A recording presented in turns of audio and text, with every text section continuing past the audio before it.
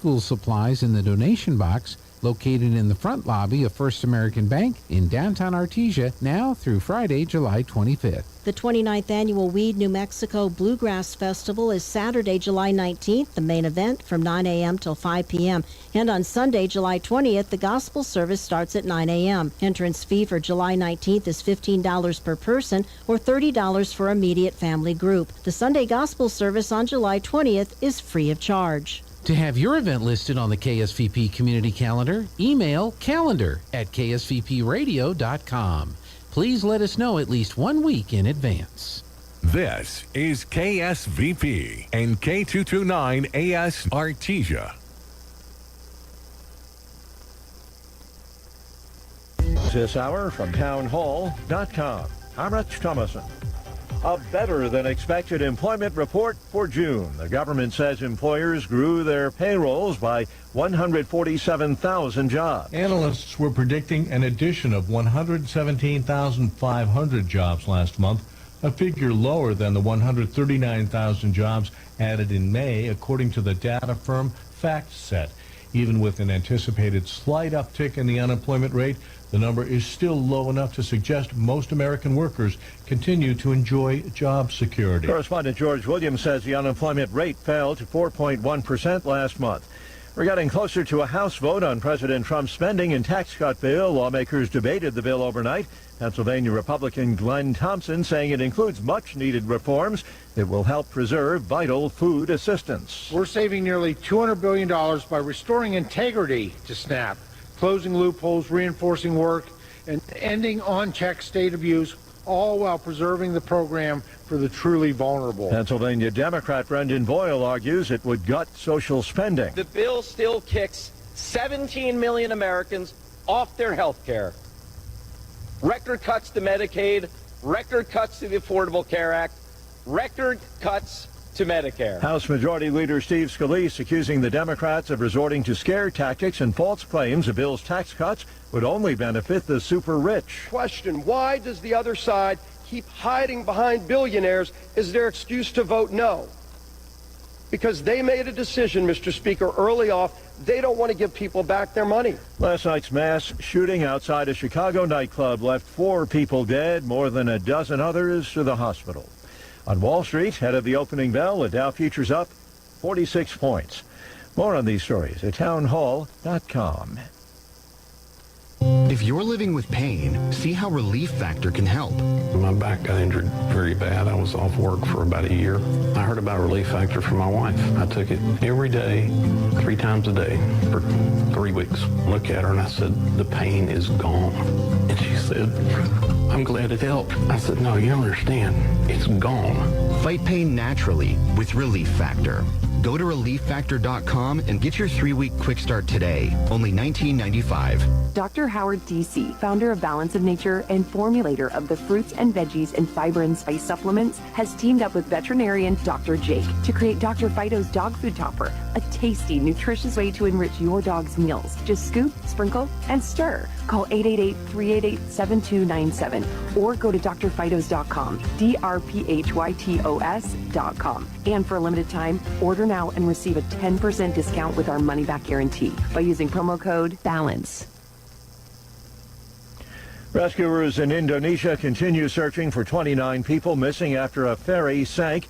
5 people died near the resort island of Bali. The ferry Tunu Pratama Jaya sank 25 minutes after leaving Ketapang port in the eastern part of Java Island en route to Bali Island's Gilimanuk port. The incident occurred at around midnight local time and was reported by port authorities who witnessed the vessel go down, according to the search and rescue team. Rescue teams continue to scour the area, hoping to locate the remaining passengers and crew. The cause of the sinking remains under investigation. The ferry operator told local media that the vessel had reported engine trouble shortly before it sank. The BBC's Hannah Summersea. A Kurdish rebel group announcing plans to start disarming as part of a peace process with Turkey, saying its fighters in northern Iraq will start handing over their weapons next week. Townhall.com. The vacancy sign is on at Florida's new destination for criminal illegal aliens. It's known as Alligator Alcatraz. President Trump this week hailing a new detention center deep in the Florida Everglades. This facility will house some of the most menacing migrants, some of the most vicious people on the planet. The first group of immigrants are set to arrive Wednesday night. Florida's Attorney General saying they'll number in the hundreds. The center was built in 8 days over 10 miles of Everglades. It features more than 200 security cameras, more than 28,000 feet of barbed wire, and 400 security personnel. I'm Ben Thomas. Tesla stock has been gaining ground after the electric vehicle maker reported delivering nearly 374,000 of its Model 3 and Model Y automobiles last quarter. That was better than analysts had been expecting. More on these stories at townhall.com. I pledge allegiance to the flag of the United States of America and to the republic for which it stands, one nation under God, indivisible, with liberty and justice for all.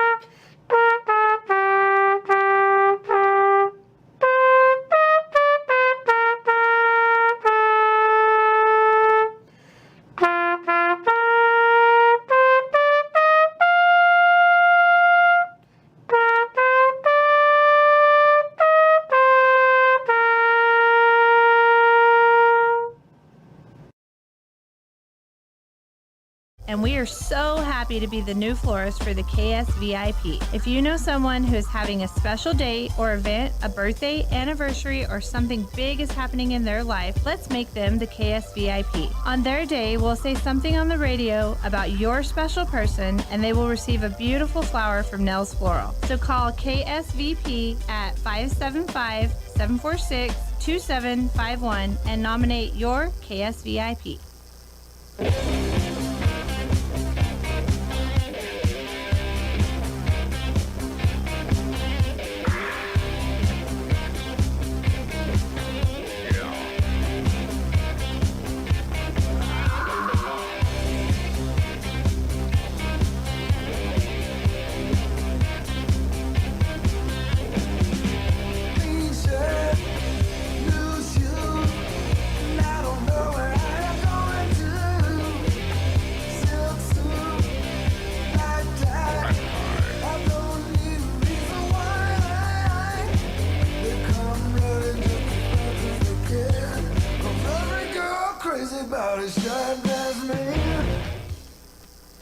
All right, good morning, Artesia.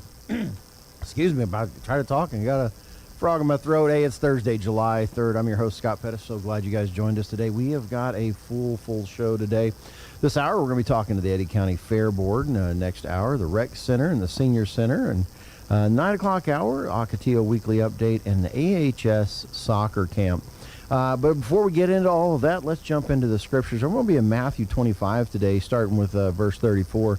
It says, "Then the king will say to those on his right, 'Come, you who are blessed by my Father, inherit the kingdom prepared for you from the foundation of the world. For I was hungry, and you gave me food, and I was thirsty, and you gave me drink. I was a stranger, and you welcomed me. I was naked, and you clothed me. I was sick, and you visited me. I was in prison, and you came to me.' Then the righteous will answer him, saying, 'Lord, when did we see you hungry and feed you, and thirsty and gave you drink? When did we see you a stranger and welcome you, or naked and clothe you?' And when did we see you sick or in prison to visit you? And the king will answer them, truly I say to you, as you did it to one of the least of these, my brothers, you did it to me. I landed on that verse this morning because I was watching the Democrat leader in the House, Hakeem Jeffries, reading a letter on the floor of the House as they debate the big beautiful bill this morning, and he insinuated that this is the reason we should continue government funded Medicaid, Medicare, SNAP benefits, all of the government social support programs that have been built over the last 70, 80 years, right? And I get really heated when I hear people like himself jump into scripture and utilize it as some kind of bludgeon to support their position without any examination of the scripture whatsoever. Excuse me, I don't know what's going on this morning. But I looked at it and I got me fired up before the show this morning. So it's important for us to understand, what does it look like in a godly society, in a Christian society?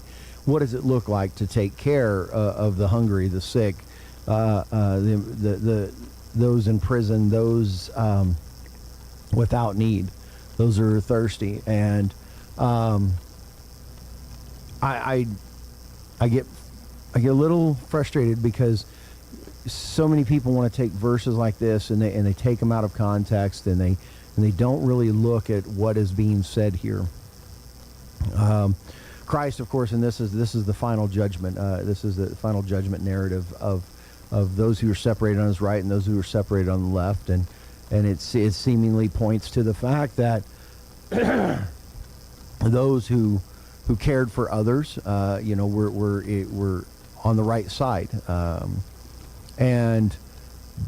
But I don't think what a lot of people get is he's not talking to a government here. He's talking to individuals. He's talking to you and I. He doesn't judge peoples as a group. He judges us individually. And I'm looking at this and they're going, well, this is what it should be. Nowhere in the scriptures do we see a indication that it is the responsibility of a government to take care of the sick, the hungry, the poor. No, it's an individual, and I would say a family, and even a church level responsibility for us to do that. A local society coming together like Artesia, doing what we can to help out those who are in need. And for them to co-opt the scriptures to support their big giant government dependence programs, because that's what they are. They want to get people on government programs so they become dependent on the government, so that those people continue to vote them into office and their party stays in power. That's what this is about. Make no mistake, if you're in the position of need and help, the government does not care about you. This idea that we take from one person to give to, there's this overarching authority in a government to take from one person and give to another, is absolute utter nonsense. No, the people are to give it willingly to those who are in need. And we're to help our neighbor, right? The story of the Good Samaritan. Well, he says, well, who is our neighbor? Well, whoever God puts right in front of you. I can't help everybody in this town, but if God places someone in front of me that needs help, and I've got the capacity to help them, then I must do that. Right? That those who are within my circle, that's who I'm. Those when they're sick, I'm to visit them. When they're hungry, if they end up in prison, and that's a whole other issue. It's talking about those who are in prison for standing for Christ in this instance, I believe. But I look at this and I go, I don't understand why people think that the government who's to enforce God's law. We've talked about that for a couple weeks now. Is God's law is supreme, and the government's job is to bear the sword against evil, not to bear the sword against hunger, not to bear the sword against housing needs. No, that's a local community's requirement. That's a individual families and people getting together to help one another out. That's the picture of the Christian community. Not, hey, let's take away from this guy over here because he has a lot more than everybody else. We look in Acts 2, and they came together as a church, and they all gave willingly so that none within the church were without need. It didn't say that they gave all their money and then went out and found people outside the church and started just handing out money to people randomly. There's another aspect to this we have to understand. The cuts that are coming from Medicaid and SNAP and all of this stuff are coming from those who are of a working age, who should be working, who should be supporting themselves. And Scripture is clear on that issue. Scripture is clear on the fact that Paul himself says that if a man refuses to work, then he doesn't get to eat.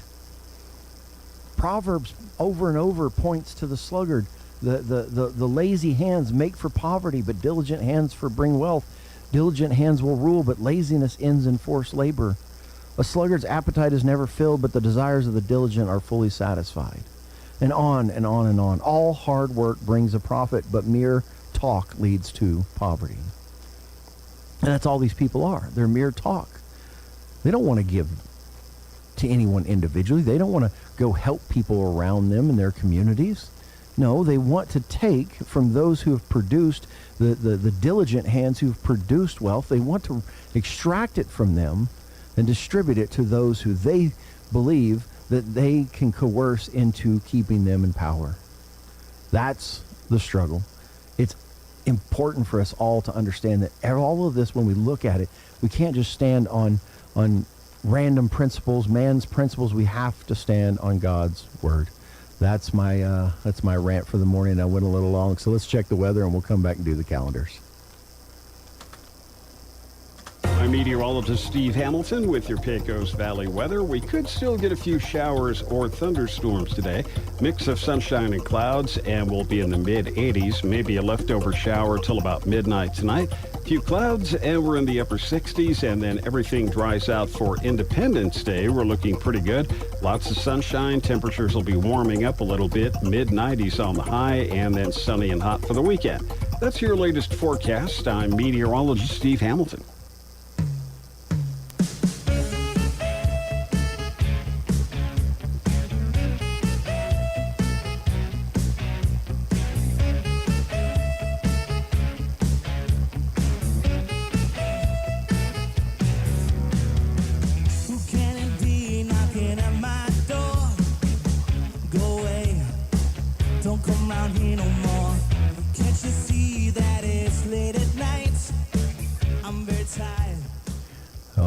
So look at a little partly cloudy with a little bit of storms here and there. Hobbs is going to be raining, 81. Roswell, 85. Carlsbad, 83. Artesia, cloudy, and 84. It is warming up today. Looks like could be some showers this evening, about another half inch this evening. And then tomorrow, a high of 96, mostly sunny. Saturday, we jump all the way back up to 99 degrees. And then it'll go back down. Looks like it'll go back down for a few days after that. And the next week looks sunny and in the 90s. So not too bad for some summer weather here in Artesia. I'll take it. All right, let's jump into our calendars and our menus, and let's see what we've got. Artesia Public Schools for breakfast is going to be serving peanut butter and jelly sandwiches.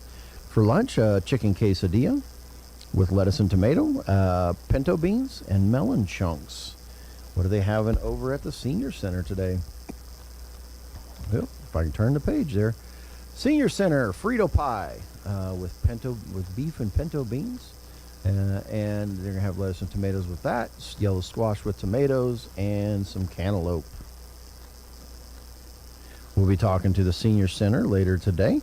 Don't forget 9 o'clock this morning, though. If you're getting up and getting around, you want to go up there to they've got the J&J Home Care is doing their mini physicals, so you might want to be there for that. And let's see, July 3rd at the library. this morning for the kids. STEM at 10:30 to 11:30. The older kids this afternoon, Galaxy Slime from 1:30 to 2:30. And tonight for the adults, they have an adult craft at 3:30 to 5:30. And it's going to be brick book painting. All right, who's got birthdays today? On the 3rd, Jimmy Hamilton and Philip Nahar. Happy birthday to both of you. Have a wonderful, wonderful day. I'm David. I work for Chevron, and this is my New Mexico. The beautiful skies, the perfect day of fishing on the Pecos River. It doesn't get any better than that. Conserving the natural beauty in New Mexico, it's important to me. Working for a company that values that, that's one of the things I love about Chevron. Learn more at chevron.com/David.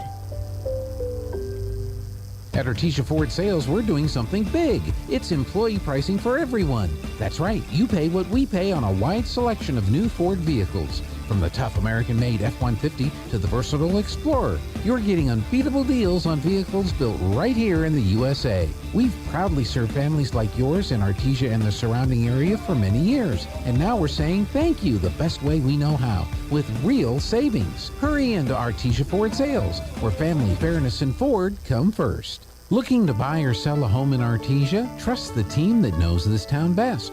Lois Oliver Real Estate. With years of local experience and a dedicated group of expert agents, we're here to guide you every step of the way. Whether you're finding the perfect place for your family or getting the best value when it's time to sell, Lois Oliver Real Estate is your hometown advantage. Visit LoisOliverRealEstate.com and let's get started today, because no one knows Artesia like we do, and we love it here. If you're missing a tooth or several teeth, a dental implant may be the ultimate solution. Implants look and feel so much like real teeth that you probably forget you have an implant. Maupin & Brown Dentistry is one of New Mexico's most experienced implant providers, with literally thousands of implant patients who are absolutely delighted with the results. Call Maupin & Brown today for an evaluation. You'll be surprised how affordable implants can be. Maupin & Brown, your choice for experienced, state-of-the-art dentistry. Are you tired of worrying about your family's online safety? With PVT's fully managed Wi-Fi, you can finally put an end to cyber threats. Customize profiles, manage screen time, and block harmful content. Our award-winning routers provide 24/7 protection against viruses and malware. Stop risking your family's safety. Visit pvt.com or call 575-748-1241 today. Artesia Plumbing, Heating, and Cooling, home-owned and operated for over 50 years, and here for all your plumbing, heating, and cooling needs. Artesia Plumbing, Heating, and Cooling has the expertise to install residential, commercial, and industrial air conditioning units, including the conversion of evaporative coolers to refrigerated air systems. Cut cooling costs with high-efficiency Carrier units from Artesia Plumbing, Heating, and Cooling, your authorized Carrier dealer. Artesia Plumbing, Heating, and Cooling, a proud sponsor of the Artesia Bulldogs and our community for over 50 years. A special 4th of July night at Adobe Rose featuring Roswell's funnest garage band for over 17 years running, Hang Loose. 7:30 to 10:30 p.m. They'll be playing a blend of classic rock with a hint of country. It's great music and always a good time. Come and enjoy the taste in New Mexico, your favorite cocktails, beer, or wine at the Adobe Rose, located just off 13th and Ritchie in Artesia.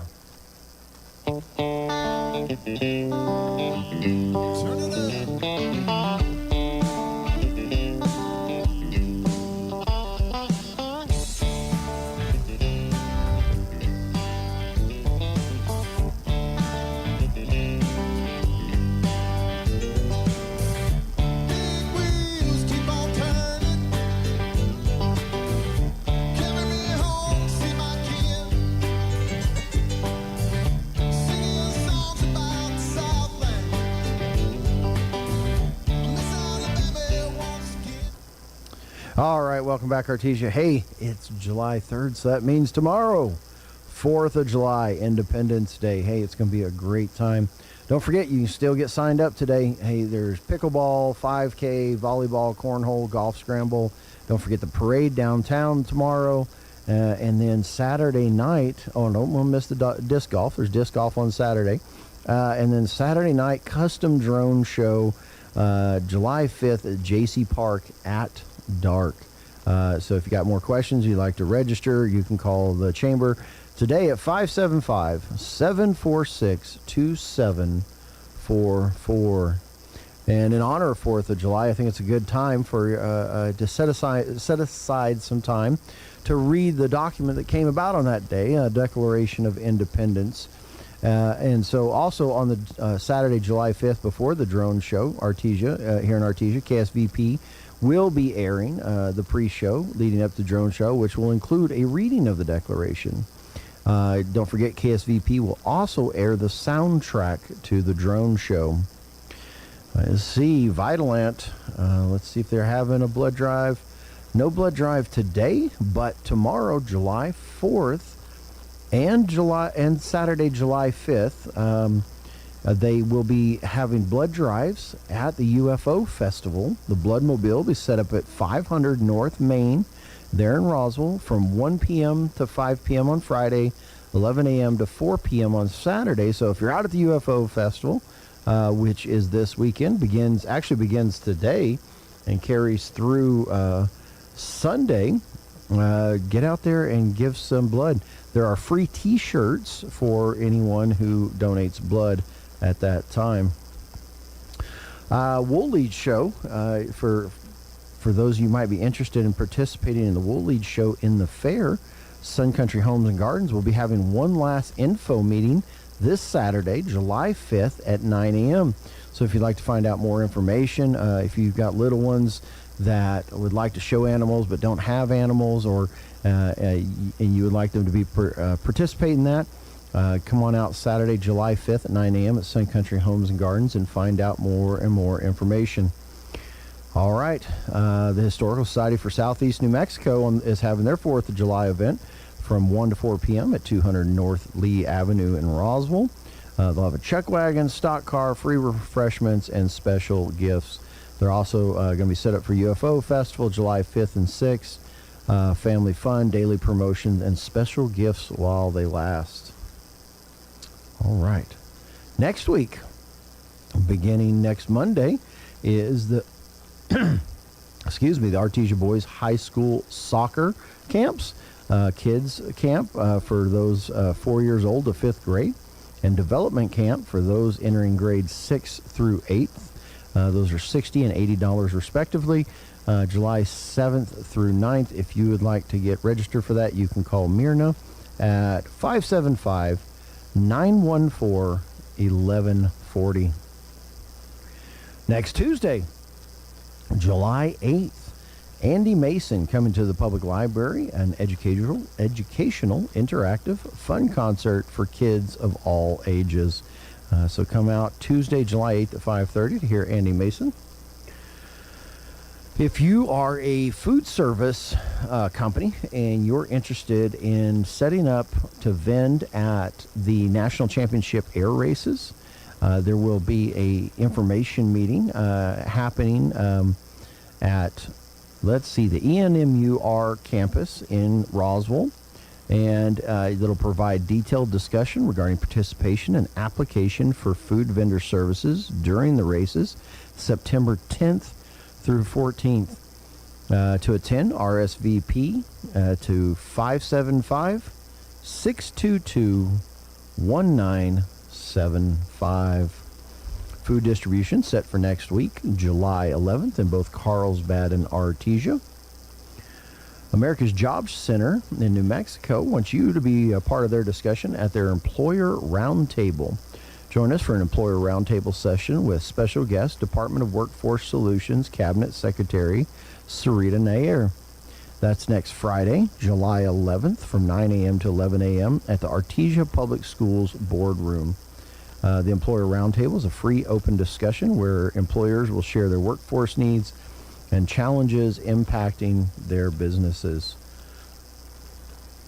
Next Saturday, not this coming Saturday, but the next Saturday, July 12th, will be the Oil Patch Market. So mark your calendars for that. Get out there, check out what all our vendors have got going on down there on Main Street at the Derrick Floor. If you would like to be a vendor at that event, you can reach out to Artesia Main Street at artesiamainstreet.com or stop by or call the main office. Forever Free Fellowship wants to announce that they're holding a VBS, Transformed by God's Love, July 4th through July 18th at 801 West Grand from 1 to 4 p.m. each day. If you'd like more information or to register, call 575-635-7555. Also coming up at the Artesia, July 14th through 18th, is the Art and Science Camp, and ages 5 through 13, 25 per class, space is limited, and it's $60 per camper. All you do is go on to artesiaartscouncil.com and get signed up for that. We'll talk to the Artesia later on and see what all they've got to tell us about.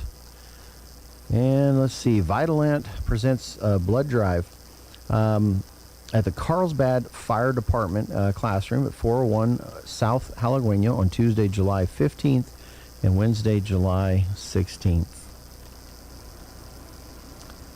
The Republican Women's Club of Carlsbad meeting and Artesia night meeting will be on Thursday, July 17th. Republicans women meet at Stevens Inn Restaurant in Carlsbad. Lunch starts at 11:30 a.m. and program begins at noon. The North Eddy County night meeting is at the Artesia Country Club. Come at 5:30 p.m. to eat, and the program starts at 6. Hey, if you're a 14 to 19-year-old young lady and you would like to enter the Eddy County Fair Queen contest, that will take place on July 19th at 11 a.m. And the queen will be crowned July 25th at 2 p.m. You must be a current member of the Eddy County 4-H or FFA chapter. You must have 1 year prior Eddy County Fair experience. If you want more information about that, call 575-703-5139. Don't forget the Ducks Unlimited banquet coming up Saturday, July 19th. If you'd like to be a sponsor or get registered or just get tickets, you can call 575-703-7431. Also on July 19th is the Weed, New Mexico Bluegrass Festival, 29th annual. So come join them at Weed at the Weed Community Building on Saturday, July 19th and Sunday, July 20th. For more information, you can call 575-687-3316. All right. Well, let's go ahead and take a quick commercial break, and we'll come back with more after this. Now for your Pecos Valley news update, I'm Jared Cirillo. We begin on the crime beat today. A man is arrested and charged with murder in connection with the Tuesday night shooting death of a woman. We first reported this story yesterday. 53-year-old Paul Cedillo Reyes is now accused of fatally shooting 46-year-old Nadia Madrid inside a home in the 1600 block of South Mulberry Avenue in Roswell. Family members describe Cedillo Reyes as an off-and-on boyfriend of Madrid. Cedillo Reyes reported the shooting himself, according to an RPD statement. He initially indicated that he had discovered the woman outside on the ground, but Roswell police say they located evidence indicating that Cedillo Reyes was responsible. This year's Artesia Girls Basketball Summer Camp was attended by 105 campers, and that's a record according to Coach Candy Pollard. The camp had 2 sessions that split up kindergartners through 5th graders in one group and 6th grade through 9th in another group. Pollard said her main goal with the camp is to instill a love of basketball into the students. You're up to date. I'm Jared Cirillo. Here's a song for Lowell's Pharmacy, and when it's over, I'll explain why we're called the Family Pharmacy. You and your family getting all the things you need, where personal service is always guaranteed. Prescriptions filled faster with dependability. That is why we're called the Family Pharmacy. At Lowell's Pharmacy, we are called the Family Pharmacy. Let me spell it out for you. The F stands for fair prices and everything. The A is for accurate prescription service. M for the many professional services we provide. The I is for immediate service. L for the luxury of getting everything you need in just one place. And the Y is for you. And that is why we're called the Family Pharmacy. Lowell's Pharmacy, 612 North 13th, across from the hospital in the Artesia Professional Building. Lowell's Pharmacy. The 4th of July is here, and that means fireworks lighting up the sky. Want to take stunning shots with just your smartphone? Here's how to make those photos pop. I'm Kim Commando. Identity theft strikes every 5 seconds. NordProtect monitors your credit and the dark web 24/7. Save 65% now at nordprotect.com/Kim. First, keep your phone steady. Use a tripod or prop it up on something solid. Even the steadiest hands can blur a long exposure shot. Next, turn off your phone's flash. It's not going to help. You're shooting the sky, not lighting up a crowd in front of you. And this is important. If your phone has a manual or pro mode, use it. Set the focus to infinity and slow the shutter speed. That's how you capture the full burst and beautiful trails that fireworks leave behind. You can also lock focus and exposure. Just press and hold on the screen until it stays locked in. Now you're ready to shoot fireworks that are actually worth posting. Start your day with my free newsletter. Sign up right now at getkim.com. Someone becomes a victim of identity theft every 5 seconds. That's over 75 million Americans whose lives have been turned upside down. Their bank accounts drained, credit destroyed, homes, cars, even medical benefits stolen. And you might not even know until it's too late. That's why I trust NordProtect. They scan the dark web and your credit 24/7, watching for any sign your identity's been breached. If they find something suspicious, you'll know fast before the damage spreads. You also get monthly credit score updates, so you can track changes before they spiral. And NordProtect doesn't stop there. They cover cyber extortion, reimburse you for fraud, and include up to $1 million in recovery support. You need protection, real protection. Get 65% off right now. It's my exclusive deal with NordProtect. I bet you'll save a ton of money if you switch today. Go to nordprotect.com/Kim right now. nordprotect.com/Kim. Turpin & Son Mortuary of Artesia presents a listing of today's obituaries. We have no new obituaries or reminders. This listing has been presented as a service by Turpin & Son Mortuary of Artesia. We make it personal. I'm meteorologist Steve Hamilton with your Pecos Valley weather. We could still get a few showers or thunderstorms today. Mix of sunshine and clouds, and we'll be in the mid-80s. Maybe a leftover shower till about midnight tonight. A few clouds, and we're in the upper 60s, and then everything dries out for Independence Day. We're looking pretty good. Lots of sunshine. Temperatures will be warming up a little bit. Mid-90s on the high, and then sunny and hot for the weekend. That's your latest forecast. I'm meteorologist Steve Hamilton.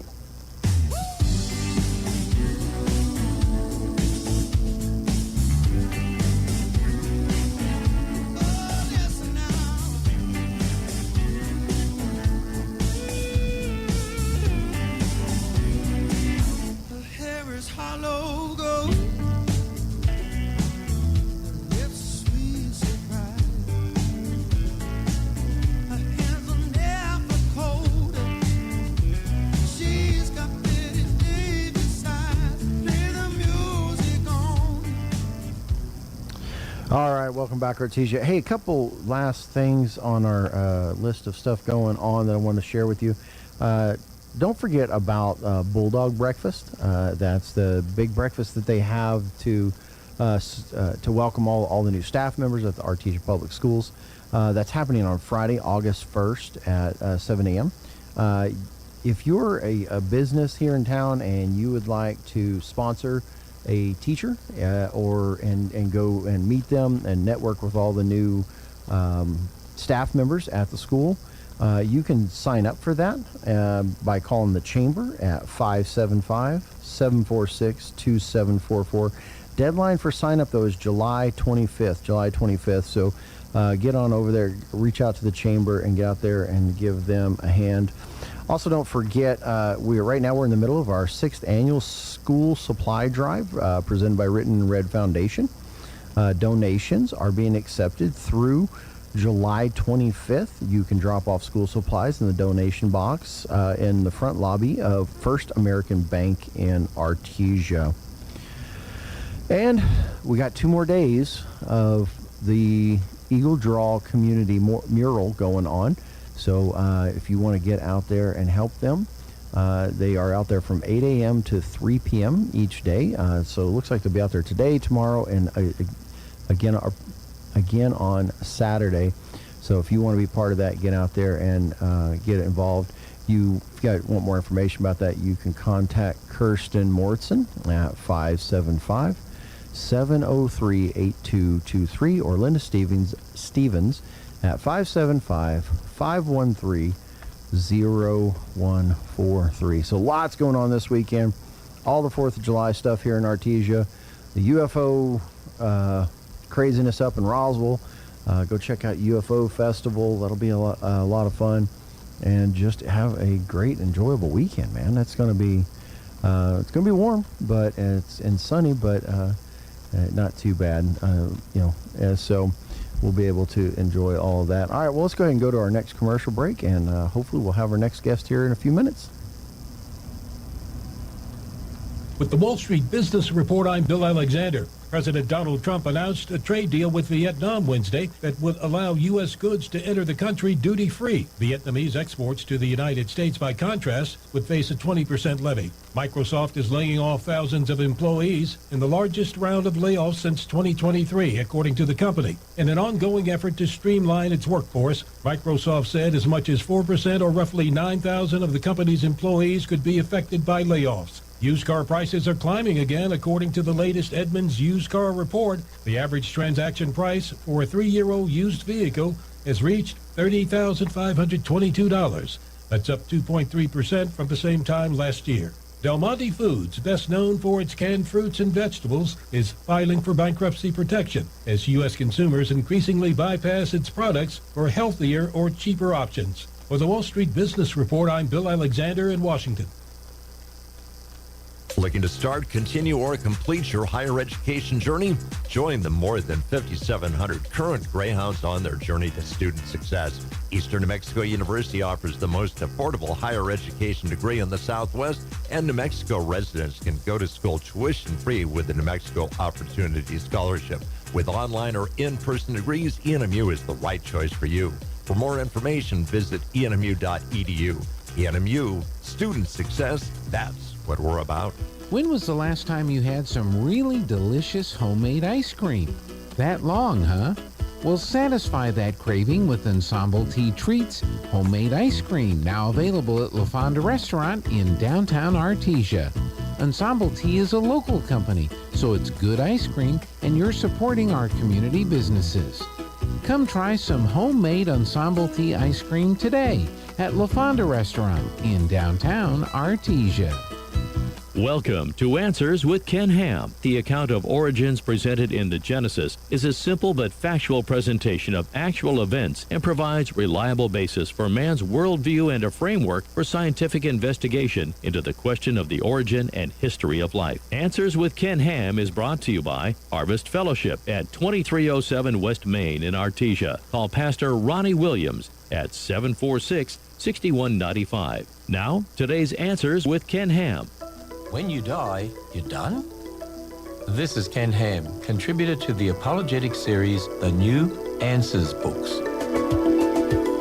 I once asked a famous atheist what he thinks happens when you die, and he responded, "You're done." So I asked him why anything ultimately matters if we're just going to die and no one will ever remember we were here. He just kept talking about the joy of discovery and said, the meaning of life is to live and pass on your genes. But ultimately, discovery and reproduction don't matter if we all just die and that's it. The atheist religion doesn't offer any hope or purpose. These things can only be found in Jesus Christ and in what he did for us on the cross. Christ's death and resurrection offers true hope and purpose.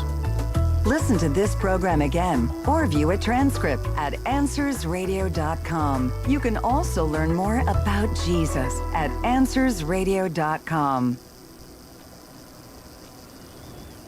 Amy's Fireworks, ready to make your 4th of July fireworks the brightest and most explosive Independence Day celebration ever. A wide selection of reloadable mortars, including a huge 5-inch canister shells, the largest selection of 500-gram fireworks in all of southeast New Mexico, sparklers, Roman candles, fountains, firecrackers, rockets, and parachutes.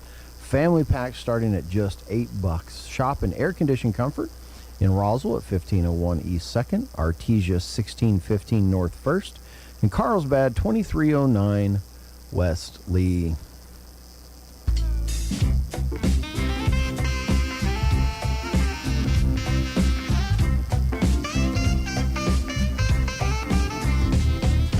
Friday night it was late and I was walking you home. We got down to the gate and I was dreaming of the night. Oh, what a turnout ride. Well, how to tell you, girl, that I wanna build my world around you. I wanna tell you that it's true.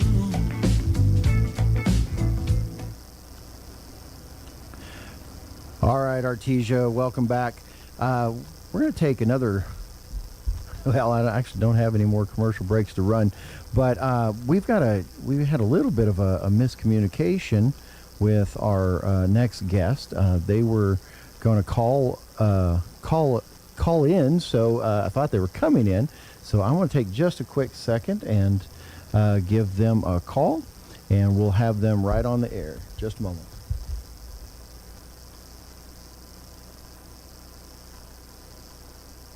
This is KSVP and K229AS Artesia. All right, well, that ain't going to work. I'll have to call them back in the next hour. I'll let them know, and we'll call them at a later time. Let's just move on with some other stuff. Let's see what is going on. Let's go back to what we were talking about at the beginning of the hour. So right now, if you guys aren't aware, they are debating. They are debating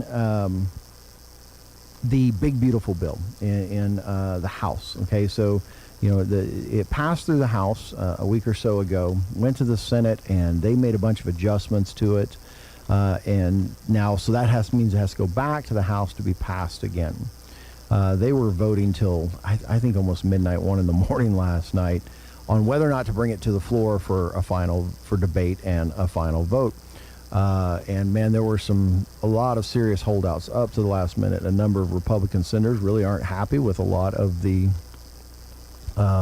provisions that are added to the bill that the Senate has added. And so there's a lot of debate whether they were even going to bring it to the floor. It finally did pass late into the evening last night, and now it's on the floor, and they're over there debating it, and they could be hours and hours.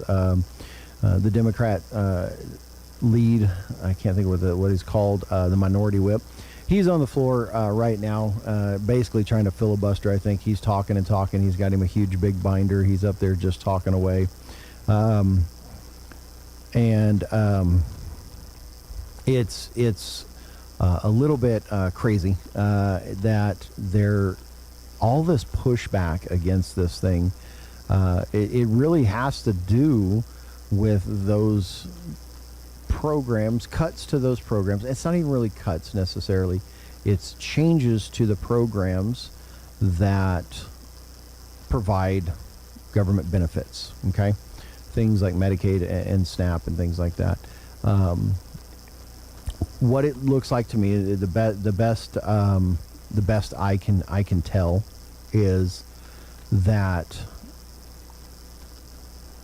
what they're pushing back against is the fact that this bill is going to kick a lot of people off of these benefits if you're in the working age. If you're healthy, you're not declared completely disabled or something like that.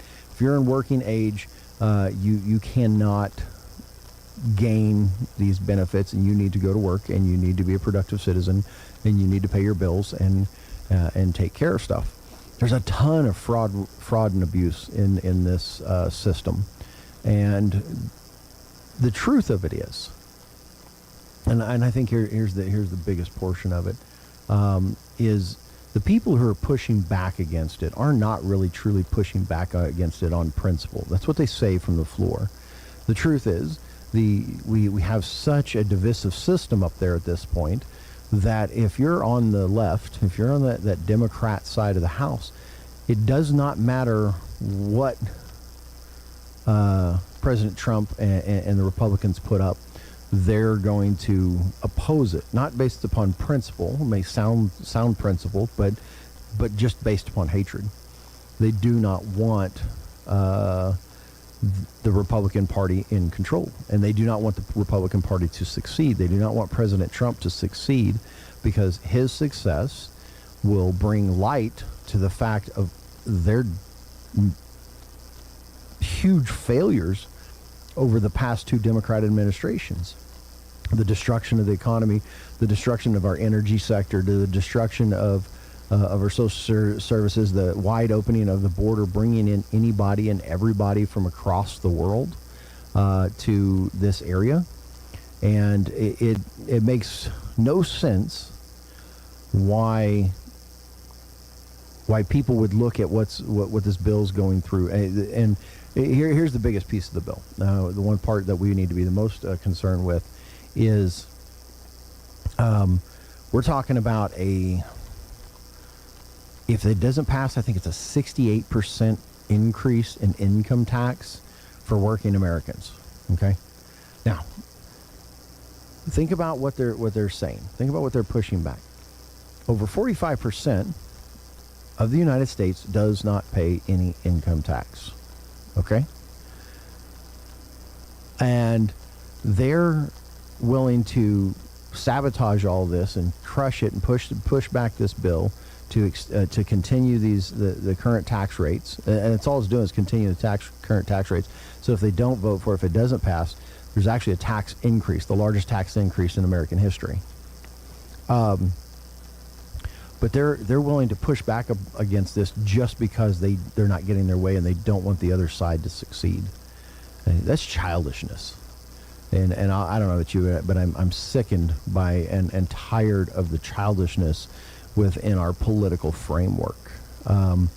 We need grown men acting like grown men to lead this country forward. Is Trump and his administration perfect in any way, shape, or form? Absolutely not. But they are acting like grown men. They're acting like reasonable, logical thinking, looking for the best way forward. There seemed to be a true concern for the health and wealth of this nation. Myself and someone else was talking about this the other day, why people, not in the political sphere, but why people loved Trump so much throughout the decades is because, yes, he got rich, but he made people, if you were around him, he made you rich too. He sought to improve everybody's position. And that's where he's at in the Oval Office right now, it seems. It seems like we have an administration that finally wants to go, all right, let's try to improve everybody's lot. Let's try to make it so that everybody has plenty. Which takes us back to what I was talking about in the beginning of the hour. What we would call welfare in modern language, giving to people who do not have, is to be done on an individual level. It's to be done at a church level or maybe a community level at most, but not forced by a government. People coming together to care for others is right, and it should be done.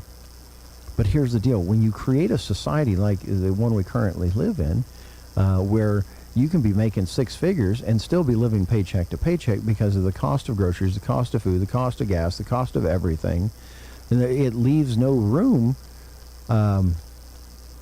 for charity. And then you turn around and you look at the situation around you, and because the cost of living is getting so more and more, the number of people that are below that poverty line, because that poverty line is moving up, the number of people below it is increasing.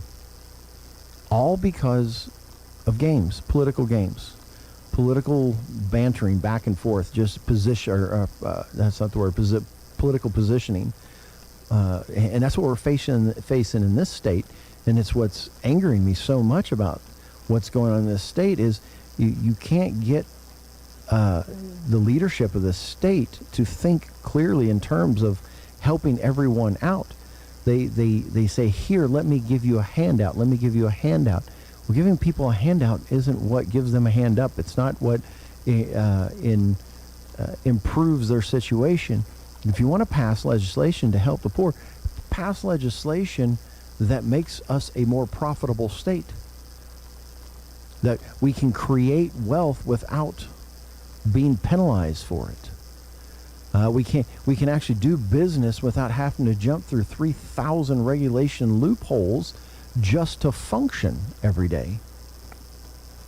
It's becoming burdensome at this point to even want to be a business owner. To try, you can't. It's almost impossible to hire people as a small business owner because the regulations, the cost of employment, everything else is so profound. They think that, let's keep raising the minimum wage. Let's force employers to pay more for labor than it's worth to them, all because we want to give a handout to the people down at the bottom. I want to help everybody out. I want to help everyone make money. But forcing someone to pay more for something that's not that value, I think people need to understand that the concept behind that. The concept is, okay, you have to pay $15 an hour for the guy pushing the broom in your store. You know, they push the broom, maybe sack some groceries or something to that effect. They get $15 an hour now. That's no different than the government coming in and going, we really want to help the milk producers, so now you have to pay $12 a gallon for milk. Well, but it's not worth $12 a gallon. Well, it doesn't matter. You have to pay that. That's what we're being told. And that kind of mindset belies what Scripture tells us about a work ethic, about how a society is to function. Welfare and helping people is to be done on the individual and gathered, individuals can get together and do it, or however it's done. The community should do that on personal level. Not send money off to the government, and for every dollar you send off to government, probably 60 cents of it goes into some kind of bureaucracy, paying someone to track it all and then redistribute it. And so the person that you were going to give it to only get 40 cents afterwards. When the truth is, if you just handed the person $1 right there at the local level, it would have been taken care of. It almost boggles the mind at this point that how these people can not see that. How can they not understand the damage they're doing to our society and to our communities? There's people are not going to be building as many businesses. We're not going to because the control from government, and so then therefore people aren't going to be creating wealth. The idea that there's only a certain limited amount of money, and if one guy makes too much money, then he had to take it from somebody poor. So that's the ongoing narrative right now. You're giving all the money back to the billionaires. No, we're letting them keep what they created. Your wealth is what you create. That's your creation.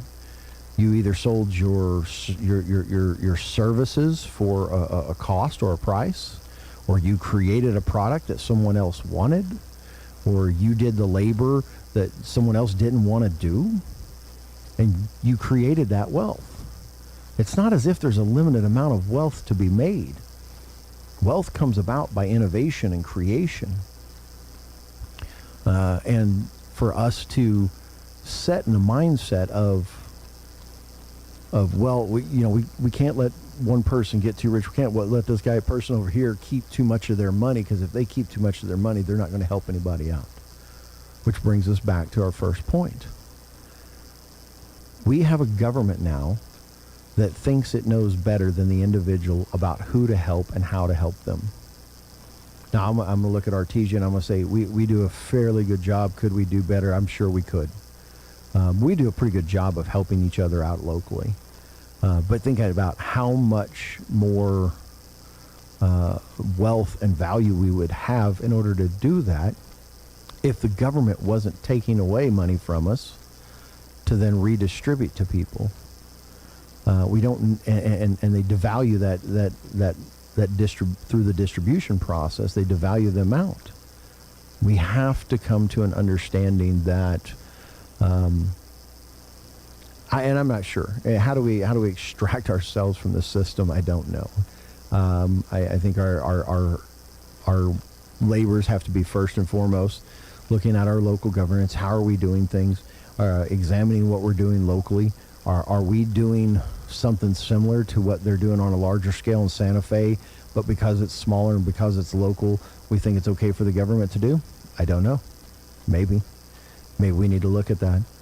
And then we need to be fighting for getting people into office, people of principle, people of a godly mindset, to go to Santa Fe and fight against this stuff, stand up and push back against it.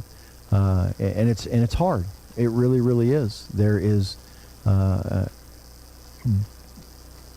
has to be a way for us to overcome the ignorance that has plagued our state and the nation at this point. But I'll let it go at that. I appreciate you joining me for this first hour.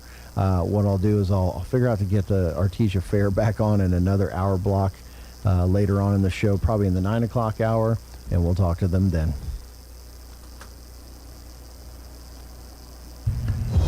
News this hour from townhall.com. I'm Rich Thomason. A talkathon. It's a lengthy floor speech being waged by House Democrat Minority Leader Hakeem Jeffries, delaying a vote on President Trump's spending and tax cut bill. House Speaker Mike Johnson says the votes are there to pass the bill. Now it's simply a question of when the vote will take place. That could come later in the morning. The president's been urging Republicans to stand together and pass the measure. He's been working the phones, talking with Republican holdouts. Different groups of GOP congressional members have issues with the legislation after the Senate made changes to it.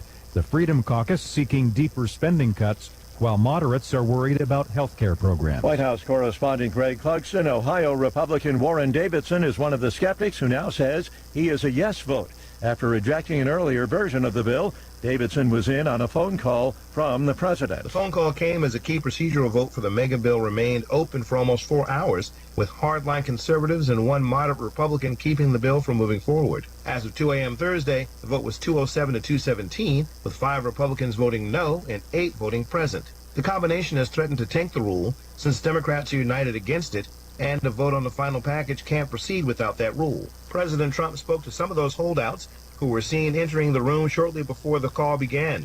Bernie Bennett in Washington. Democrats oppose the bill would extend the Trump tax cuts while blocking a major tax increase. America's employers created 147,000 jobs last month, a surprisingly strong employment report. The June unemployment rate came in at 4.1%. That was down 0.1% from the month before.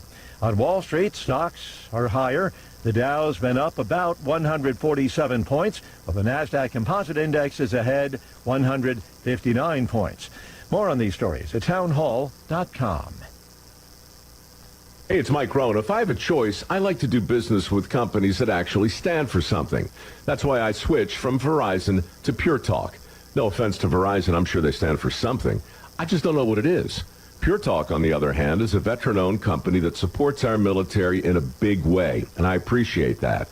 Yeah, I also appreciate unlimited talk and text and plenty of data for half the cost of the big guys, and I do like being on America's most dependable 5G network for just $20 a month. But what I really appreciate is no contract, no cancellation fees, and Pure Talk's commitment to handle all their customer service in this country. I saw it for myself. I went to Georgia, I got a tour of their headquarters, I met their CEO, and I talked to the same customer service folks that you'll talk to when you dial pound 250 and say keyword micro. Switch today and save 50% off your first month when you dial pound 250 and say keyword micro. Pure Talk, a wireless company that actually stands for something. Rescuers in Indonesia searching for 29 people missing after a ferry sank and 4 people died near the resort island of Bali. The BBC's Hannah Summersea is in Jakarta. The local search and rescue said the operation is being hampered by bad weather, and the local meteorology agency reported that the waves in Bali Strait, where the boat sank, are currently high. So they're waiting for the weather to get better, but they're still combing the area. The route itself is not common for foreign tourists. It is mainly for locals. The search and rescue team said that The boat itself reported engine failure right before it sank. 31 people have been rescued. Some survivors tell rescuers there appeared to be a leak in the vessel's engine room. Ukraine moving ahead with plans for joint weapons production with allies while the U.S. halts some arms shipments to Ukraine. Townhall.com. We have another auto recall to tell you about. Ford Motor Company is recalling more than 200,000 vehicles because a software defect can cause the rearview camera to fail, increasing the risk of a crash and injury. Ford told U.S. highway safety regulators that the camera can either display a blank image or that the image may remain on the display after the driver finishes backing up, causing a distraction. Dealerships will eventually update the camera software free of charge. Owner notification letters are expected to be mailed by July 28th.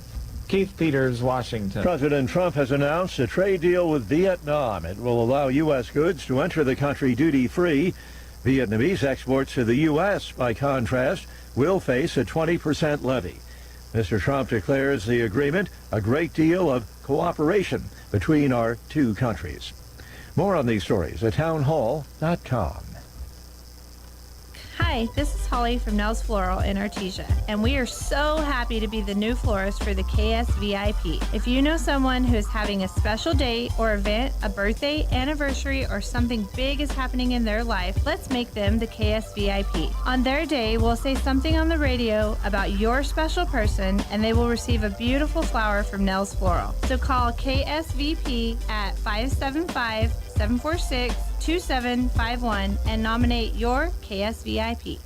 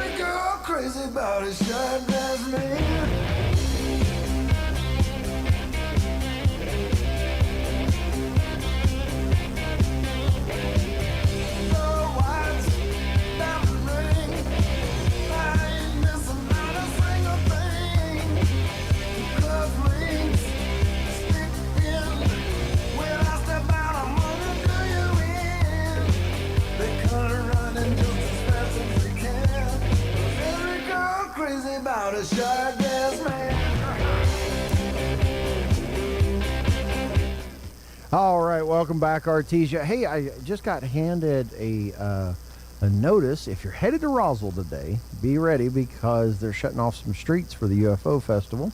Various street closures will take place during the 2025 UFO Festival from Thursday, July 3rd at 10 a.m. until the evening of July 6th. North Main Street between 6th and Alameda Streets will be closed to traffic. Within the closed stretch of Main Street, side streets will be closed for about a half a block to the east and west of Main Street, except for the intersection of 2nd Street and North Main. East and west traffic will be open on 2nd Street, but there will be no northbound or southbound traffic on Main Street. During the UFO Light Parade on Saturday, July 5th, there will be an additional section of North Main Street closed from about 6 p.m. to 10 p.m. The street will reopen after the parade, even if it ends sooner. Main Street will be closed at College Boulevard, where the parade, set to begin at 8:30 p.m., will enter Main Street and travel south to 3rd Street, where it will turn east and disperse on North Virginia Avenue. So going to be shut down downtown there, so you're going to have to take some of those roads around it and around the sides of Main Street, because they're going to shut down and look at all of the UFOs and all of that. So, but anyway, let's go ahead and let's take a quick weather and commercial break, and we'll come right back after that. I'm meteorologist Steve Hamilton with your Pecos Valley weather. We could still get a few showers or thunderstorms today. Mix of sunshine and clouds, and we'll be in the mid-80s. Maybe a leftover shower till about midnight tonight. A few clouds, and we're in the upper 60s, and then everything dries out for Independence Day. We're looking pretty good. Lots of sunshine. Temperatures will be warming up a little bit. Mid-90s on the high, and then sunny and hot for the weekend. That's your latest forecast. I'm meteorologist Steve Hamilton.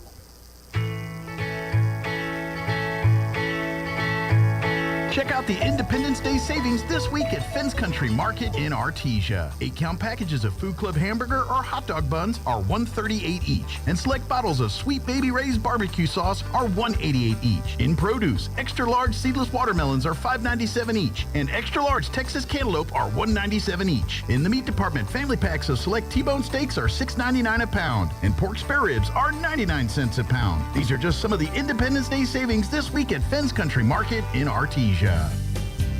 Incredible in Artesia is open for business, ready to give you the hometown quality and customer service you know and love. Georgia and her team specialize in in-house design for quality custom business cards at a competitive price. From scanning to desktop publishing, if you need it, they can do it. On Main Street across from the Derrick Floor statue in downtown Artesia. For all your printing needs, think Incredible.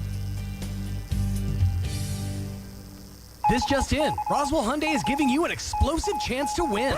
Yup, Roswell Hyundai is giving away a massive $300 fireworks package from Amy's Fireworks this Thursday at noon sharp. Stop by Roswell Hyundai and register now. While you're there, check out the slashed prices across the lot, with many vehicles just $222 a month, plus 0% for up to 60 months on 2025 Hyundai Santa Fe. No payments for 90 days and up to $2,000 for your trade. Blowout savings and explosive prizes are waiting for you at Roswell Hyundai, 1909 West 2nd. Check out the Independence Day savings this week at Fence Country Market in Artesia. 8-count packages of Food Club hamburger or hot dog buns are $1.38 each, and select bottles of Sweet Baby Ray's barbecue sauce are $1.88 each. In produce, extra large seedless watermelons are $5.97 each, and extra large Texas cantaloupe are $1.97 each. In the meat department, family packs of select T-bone steaks are $6.99 a pound, and pork spare ribs are 99 cents a pound. These are just some of the Independence Day savings this week at Fence Country Market in Artesia.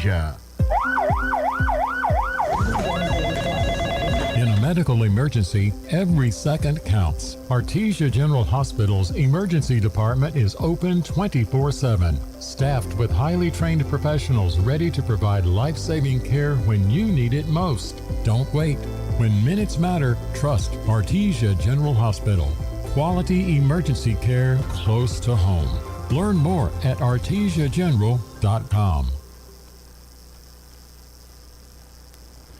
Amy's Fireworks is ready to make your 4th of July fireworks the brightest and most explosive Independence Day celebration ever. Wide selection of reloadable mortars, 500-gram fireworks, Roman candles, firecrackers, family packs starting at just $8.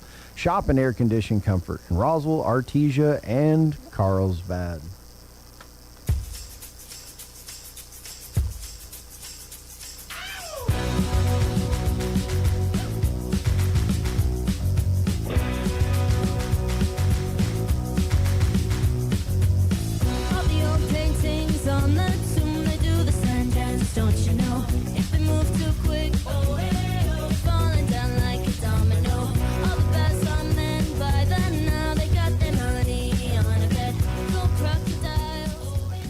All right, welcome back. I got Gene is in here trying to walk like an Egyptian. That's his new physical therapy. That's right.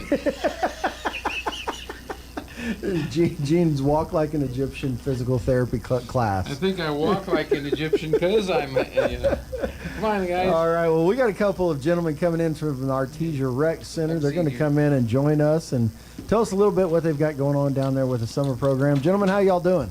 Doing good. Pull those microphones right up close to you, and we'll talk right into them because that's the only way I can hear you. So why don't you go ahead and introduce yourself and start over here on my left. Hello, I'm Andy Lopez, and I'm a leader for the Summer Recreational Center. Andy Lopez, and? Yep. Hi, I'm Christian Carrillo, and I'm also a recreation leader for the summer program. Awesome, guys. Awesome. So you guys are, what, about 2 or 3 weeks into the program now? How's it going? It's going good. I think the first couple of days were a little bit harder. We were trying to figure out some new stuff. We had some unprecedented events come up, but we were able to bounce back from that, and we were able to implement a few new changes, and then things are going really well. It's super structured, I'd say. Yeah, we've got a solid flow going on now. I think Good. it's really good. That's really good, man. It sounds like you guys have done this before. Is this you've how many years you've been at this? This is going to be my second year with the recreational center. This will be my 4th year with the recreation 4th year, team. okay. Awesome. Well, that's great. So tell me a little bit about yourselves. You guys in college? Yeah, we're both in college. So you guys home from college for the summer. Mhm. Where do you go? I go to college at New Mexico State University. All right. I go to the University of New Mexico up in Albuquerque. Okay, so you guys got both ends of the state covered. All right. What you studying? Digital film. Digital film? Also digital film. Really? Two different colleges, same degree program, though. Awesome. Well, that's pretty cool. So you guys have got summer rec program going on. It's 8 to 3 every day except for Friday, which is 8 to 12, right? That's correct. Yes. Okay, awesome. And how's your numbers turn out this year? You guys, about how many kids you guys got coming? We said like 40 to 45 to maybe 50-ish and whatnot. Yeah, a lot less. show up a day. Like I think total like 80 or so are like signed up, but generally daily we have like 40 to 45. Okay, awesome. And can kids still come if they haven't been there before? They can still come sign up and they can sign up whenever. participate. Yeah. So if you got little ones out there, they want to get involved. So what kind of activities you guys do? Oh, just a lot of physical stuff. In the mornings, we have a few rotations. We have arts and crafts. We also have board games to do that you'll go ahead and just do for about 40 minutes. And then we also have a little gym area that you can just kind of do whatever game we have planned for the day. And then a slightly less physical, but still along the lines of the gym, we have this area called floor games where it's a lot of the same as gym, but just a little less physical. You're still kind of just running around, and that's about it. Okay. Yeah. And in the arts and crafts, it's like themed around the decades because we have a little theme going on. Through the decades, Yeah. And so they get to like, sometimes they do tie-dye things. They could do like, make little bracelets with like little peace signs and stuff to kind of match the themes that we got going on. I think currently we're in the 80s or 90s. Yeah.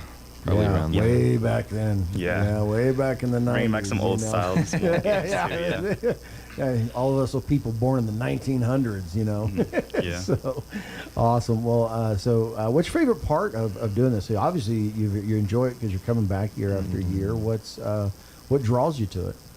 I think, for me personally, my favorite aspect of it is just the interactions we can have with the kids. Just talking about them, about their days, and the stuff they end up doing. Because sometimes I talk to them and they play the same games that I was doing when I was a kid.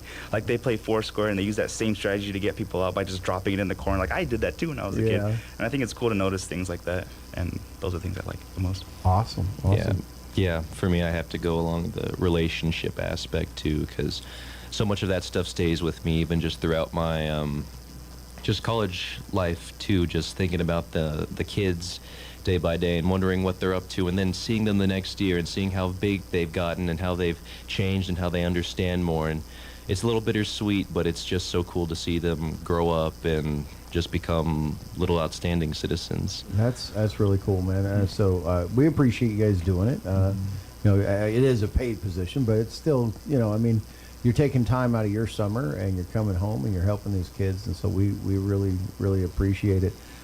So how many years, and you may not know this, but how many years has the rec program been going on? It's been quite a while, hasn't it? At least since we were kids. Yeah. So you guys actually, at the very least, yeah. So you two actually were kids that spent summers doing the rec programs? I didn't go, but I've did heard go. about it. I did go. Okay, awesome. Well, so look at that. So you grew up in that program, and now you're coming back and you're helping, and hopefully these kids will see that and then repeat that as well. Awesome. So if anybody wants to join or come or participate, I know there was a cost to it. Is it less now that there's only a few weeks left, or how are they working that? Do you know? It is $80 flat rate, $80 no matter flat rate. what. Okay. You get more of your money's worth if you. Yeah.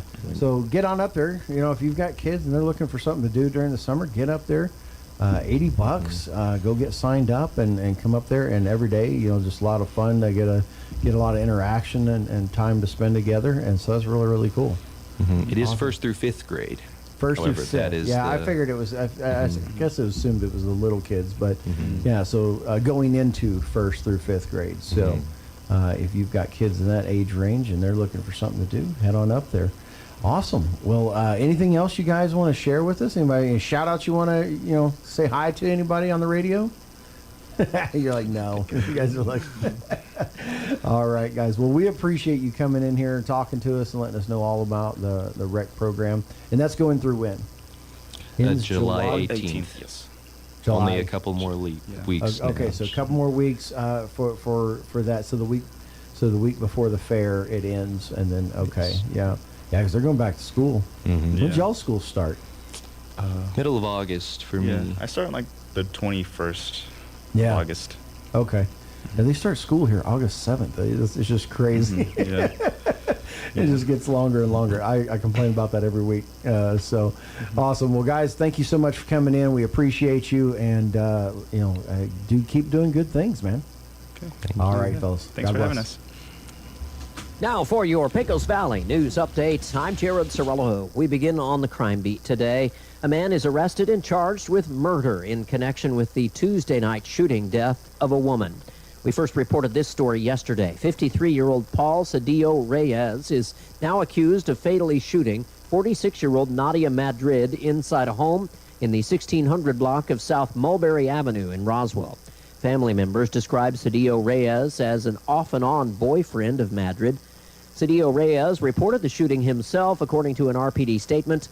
He initially indicated that he had discovered the woman outside on the ground, but Roswell police say they located evidence indicating that Cedillo Reyes was responsible.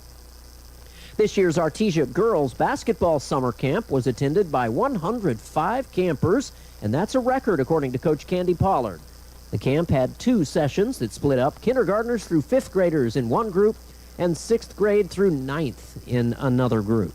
Pollard said her main goal with the camp is to instill a love of basketball into the students. You're up to date. I'm Jared Cerello. All across America, this is the Red Apple Audio Network's Market Report, sponsored by Abacus Global Management. Good morning. The S&P 500 index and the NASDAQ hit record highs again. And some traders say they think the economy has survived the worst of President Trump's proposed tariffs. No one knows if that's so, but Trump announced a new tariffs deal with Vietnam of 20%.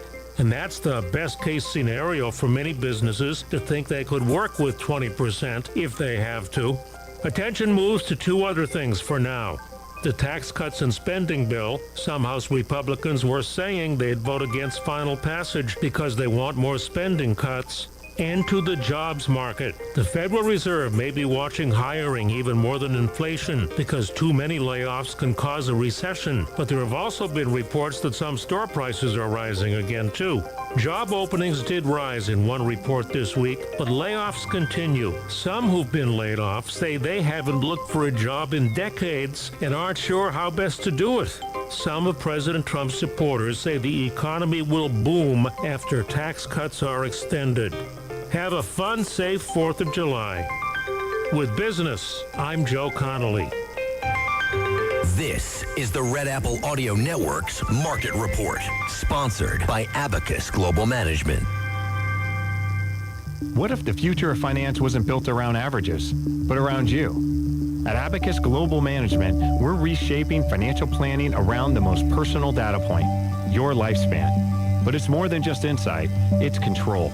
As a technology-driven asset manager, we're empowering investors with an integrated system to take command of your time, your future, your financial destiny. This is a new era of investing. Take control at abacusgm.com. I'm meteorologist Steve Hamilton with your Pecos Valley weather. We could still get a few showers or thunderstorms today. Mix of sunshine and clouds, and we'll be in the mid-80s. Maybe a leftover shower till about midnight tonight. A few clouds, and we're in the upper 60s, and then everything dries out for Independence Day. We're looking pretty good. Lots of sunshine. Temperatures will be warming up a little bit. Mid-90s on the high, and then sunny and hot for the weekend. That's your latest forecast. I'm meteorologist Steve Hamilton.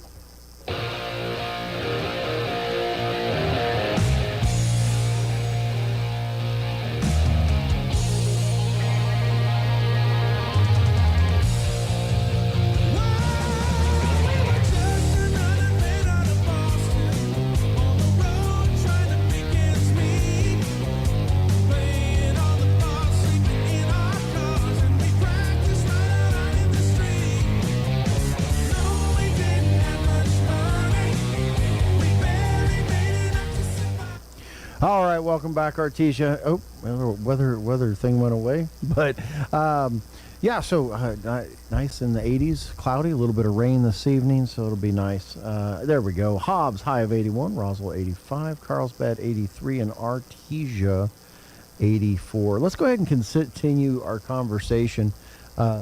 There he is. The man's walking in. I texted him, but sometimes the text moves slow in the building, so. Gene's coming in to join us. First off, for tomorrow, me and Gene are taking a day off. Well, Gene's taking a day off. I don't work on Fridays. At least not here. I have one of my other three Well, jobs. I'm taking the day off. You're taking the day off Yeah. until Saturday night. Until Saturday night. That's yeah, right. Hey, so- I got a message here from Scott. You said, yeah, hey, let's chat. I saw You said tomorrow, Gil Gross 4th of July special. I got that right? Independence Day special. Yes, Independence that's Day correct. With special. Gil Gross. I'll have to try to see if I can get some time to listen to that. I may be doing the 5K. I don't know. I've got to ask the girls when they come in, is there any way we can do the 5K and avoid getting that color stuff thrown on us? Yeah, just run up and down the highway and avoid the traffic, you know. Yeah, dodging all throwing color on you. It's crazy. Anyhow, yeah, so tomorrow's 4th of July. Everybody take a relaxing day. Listen to the Gil Gross Independence Day special here on KSVP 990 and 93.7. Yes. I always have to look up the sign. I'm That's why it's there. Like, I'm gonna forget it. I always 990. I remember. I grew up on 990 AM. You know, because that was talk radio. Yeah. Yeah. But the 93.7 when I came back, I'm like, the talk radio's on the FM channel now. That's awesome. Yeah, and that was quite a process, but we got that done. I think I've talked about it before. Yeah. But yeah, it's funny because they limit the power to 250 watts. Yeah. And because it's not supposed to go beyond the daytime coverage of the AM signal. Gotcha. And so that's why they or the city grade daytime AM signal is the key. That's why they limit it to that amount of power. And it's still considered a secondary service. And which means it could have to move to a different frequency if something else happened someplace else, but that's not very likely to happen. That's crazy. But we happen to have a 240-foot tower on the edge of town, and it was the perfect place to hang an antenna. Because with FM, the higher you are in the air, the more your coverage is. Yeah. It's not so much the power, it's the height. The height of the antenna. You get it up there. Yeah. Oh, okay. Whereas That makes AM sense. bounces off the atmosphere. Yeah. And so it is power. And the more power you got, the more reflection you get. More bounces. More coverage you get. So yeah. kind of a crazy deal. Anyway, I was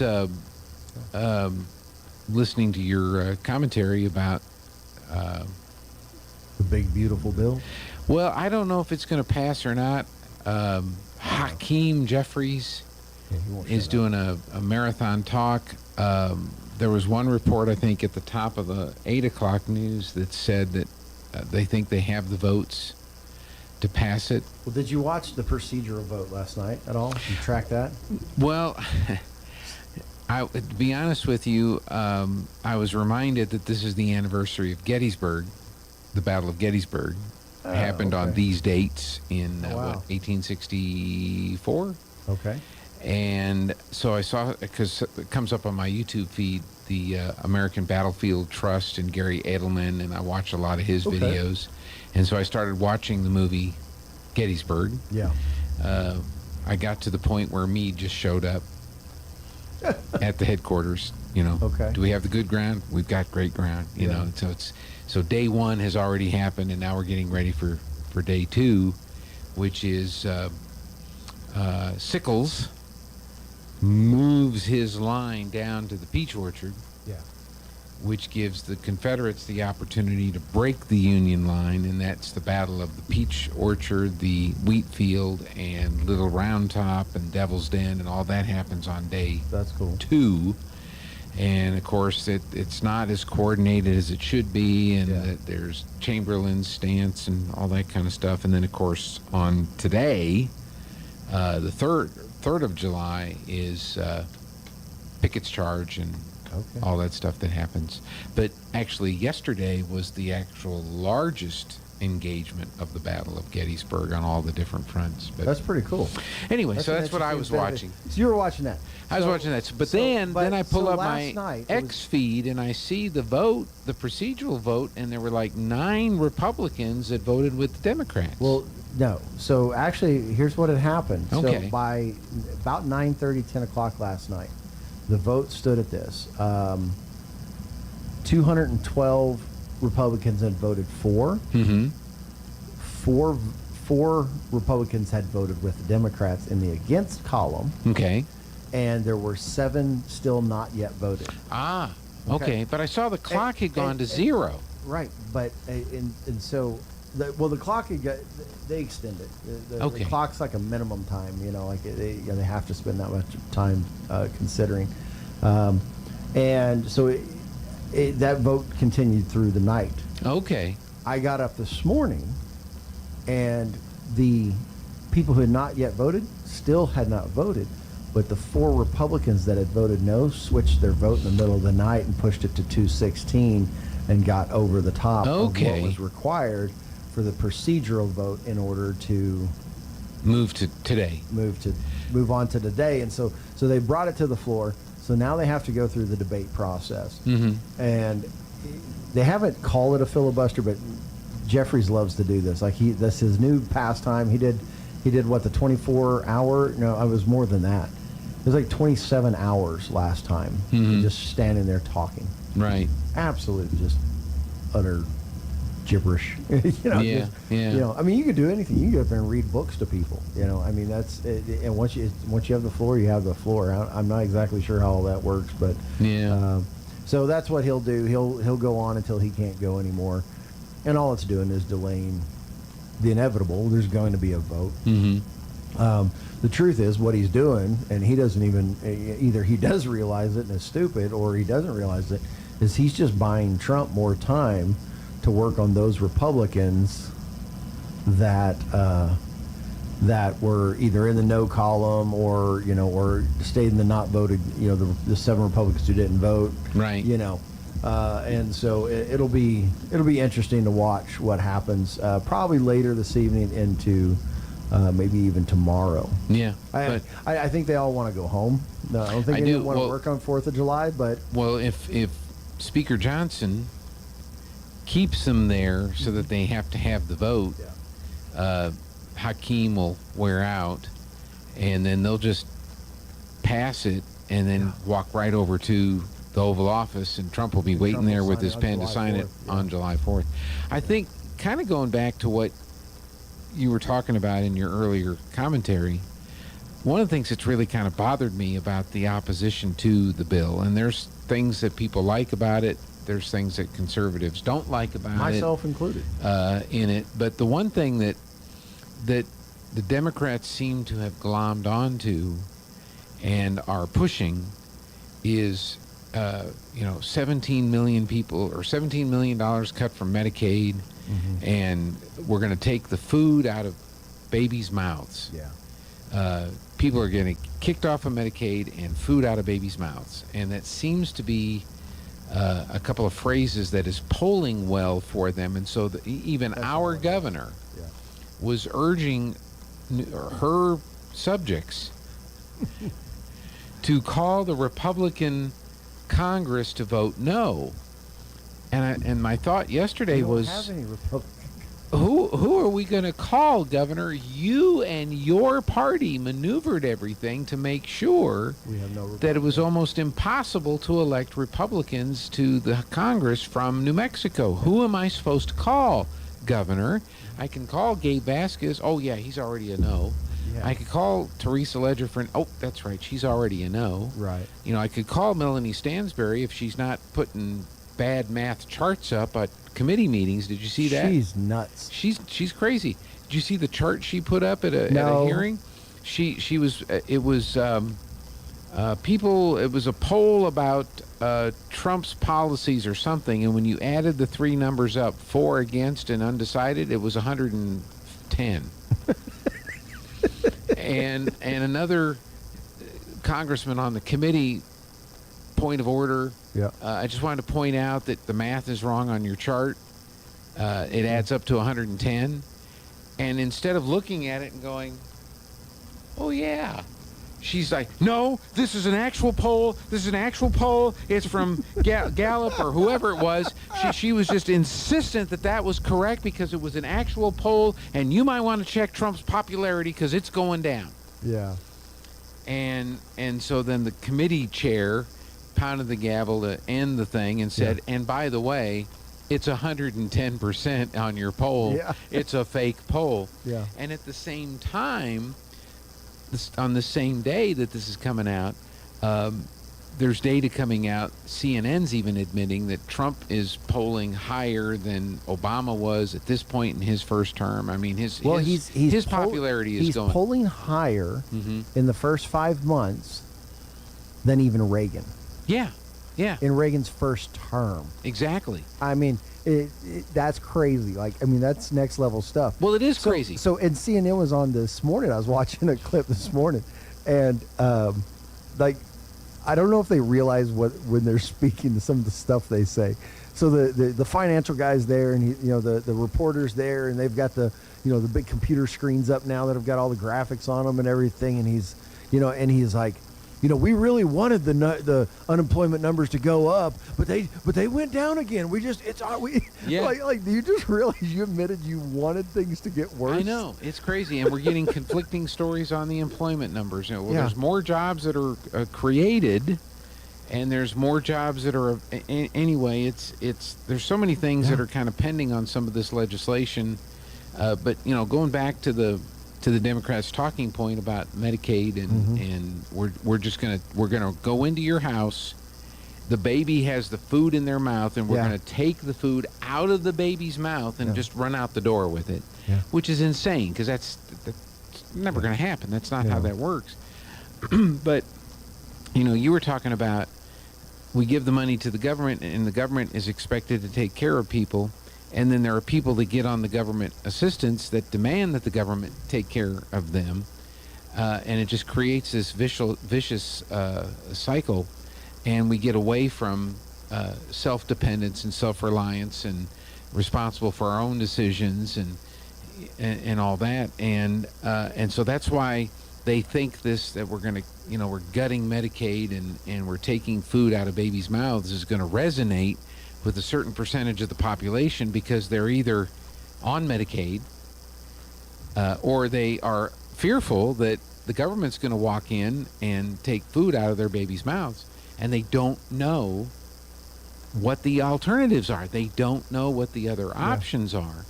And I read a post on X, and the guy says, I pay $20,000 a year in health insurance premiums for me and my wife, so don't expect me to have any sympathy for people who are not working, who are going to have to make a decision about what to do in order to get insurance.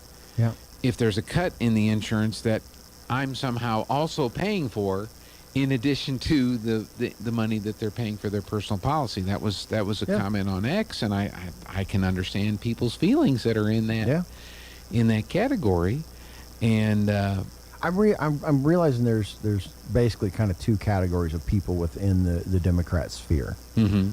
Those who have a desire or a want for the government to take care of them, and those who have a desire to take money from other people's to help out those people. Because they don't want to give it to them themselves. They don't want to come out of their own pocket to help people around them. The government should be doing this. So they go, hey, government, take that away from the rich guy over there, so I don't have to reduce my way of living to help someone else out around me. I want my big house, I want my big car, I want my jets, I want all this stuff. So just take the money from those super rich billionaires. The billionaire thing has become, it's almost like an imaginary boogeyman at this point. Right. The billionaires, it's the billionaires controlling everything. The billionaires get tax cut. Well, billionaires create wealth. Billionaires create jobs. Billionaires could, drive the engine of our economy. Or if you take away their money, I mean, it's almost as if no one's ever read Ayn Rand in their life. That's probably true. No, but the notion of some, my situation is I'm in the situation I'm in because of somebody else's fault. It's not my fault, and therefore it's the responsibility of the society or the government to make sure that I can provide for myself. That's just infested the thinking, and that's kind of a sad thing. And I don't know how you turn that around. Well, my hope is, and this is just my hope, is that the left is going to go so far that the insanity just becomes clear, right? Yeah. You look at New York City. Yeah. Mamdani, like this guy is a radical nut job communist. Mm-hmm. And the people of New York are might elect this guy as their mayor. I hope not. And I don't understand the New York process. Cuomo concedes to Mamdani in the primary, but Cuomo's on the ballot. Yeah, I don't understand that either. And then Eric Adams, who's the current mayor. Well, he switched to independent, though. And so he's on the ballot. Yeah. So. And then the Republican candidate is Curtis Sliwa. Which I seriously, that's the best we could come up with in New York City is Curtis Sliwa. Yeah. If you guys don't know him, he's this guy who started this organization called Guardian Angels. Mm-hmm. He runs around in a red beret. He's weird. Like, this was the best New York City could come up. Don't we have another Trump guy in New York? No, because I think a lot of those people have left New York. Yeah, they probably because have. of how crazy New York is. But in any case, I think the Democrat primary, this is my opinion, I don't know, but I'm assuming it was an anti-Cuomo vote amongst the Democrats, because he's not he's a terrible person. And but he's still on the ballot because of the preferential choice thing that they do, kind of like what they do in Alaska, which is how Lisa Murkowski keeps getting reelected in Alaska, even though other people are better qualified. I don't know, but that New York City could become that type of thing. The other thing that I find interesting is debate on the census, and there were some posts on X yesterday that said Trump's going to go back and redo the census after we kick all the illegals off the census data. Right. So Marjorie Taylor Greene put that bill up. Yeah. So that bill's still in committee. But as I understand it, if it passes, then the illegals would be removed from the count. Non-citizens. All non-citizens will be. Is it all non-citizens or people here illegally? Because if you're here legally and not a citizen, would you still count? That I'm not sure. I understand it to be non-citizens, but it might be illegals, just illegals. But however it works is, so what she's putting up is that a bill that would state that if you're not, if you're not a legal citizen of the United States, then you should not be counted in the census. And in order to do that, it would immediately trigger a brand new census to be taken right after that. Right. Instead of waiting till the next 10 year, which I don't even know when that one's coming up. It's quite a few years away. 7-8 years. Yeah. Yeah. So that's what their move is. But they want to get it done before the 2026 elections. Exactly. Because this is going to affect. That will make a change here. Would it make a change here? I think. Would we go down? I think it would make a change in New Mexico. And where it has an impact is at a congressional level. Yeah. Is the number of House of Representative seats that a state has is based on the population. And it affects the electoral votes of a state. Correct. So some states, the electoral votes might go, the number of electoral votes they have available to it might go down. Right. And it could trigger states like Florida could pick up, and Texas, places where people have been migrating to, getting out of California and other places, could pick up House seats, and electoral votes. And states like California and Oregon and Washington and New York State, for example, that have had seen a net loss of population, you remove all the people who are here illegally from the census count. Yeah. And they would lose congressional seats and Lose electoral influence votes within the House. Yeah. And so that's important. I think, and of course, you've got the pro-census people that are saying the census says you count everybody, whether you like them or not, whether, whatever. Yeah. But I still think that the debate has not yet been settled, and there's going to be a Supreme Court case on this, and there's, it's going to take on a the while. anchor babies and all this other stuff.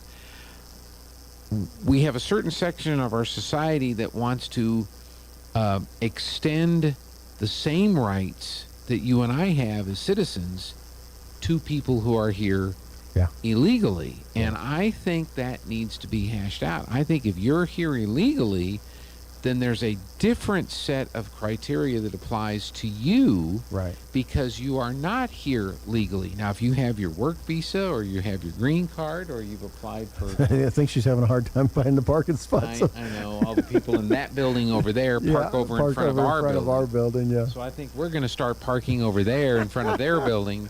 Anyway, but yeah, so you're right. But does that make sense? It absolutely does. If you look at the current situation, we're in a place where the borders don't matter. It's a state sovereignty, national sovereignty doesn't even matter to these people anymore. In some people, right? Yeah. The people arguing in favor of counting those folks. Yeah. Well, we gotta go ahead and hit our break. We'll go to our break, and then it looks like the senior center's pulling up outside, and they'll come in and join us and they can always let us park know. Right here. Yeah, that's what I need to tell her. That's all right. Thanks a lot, Artesia.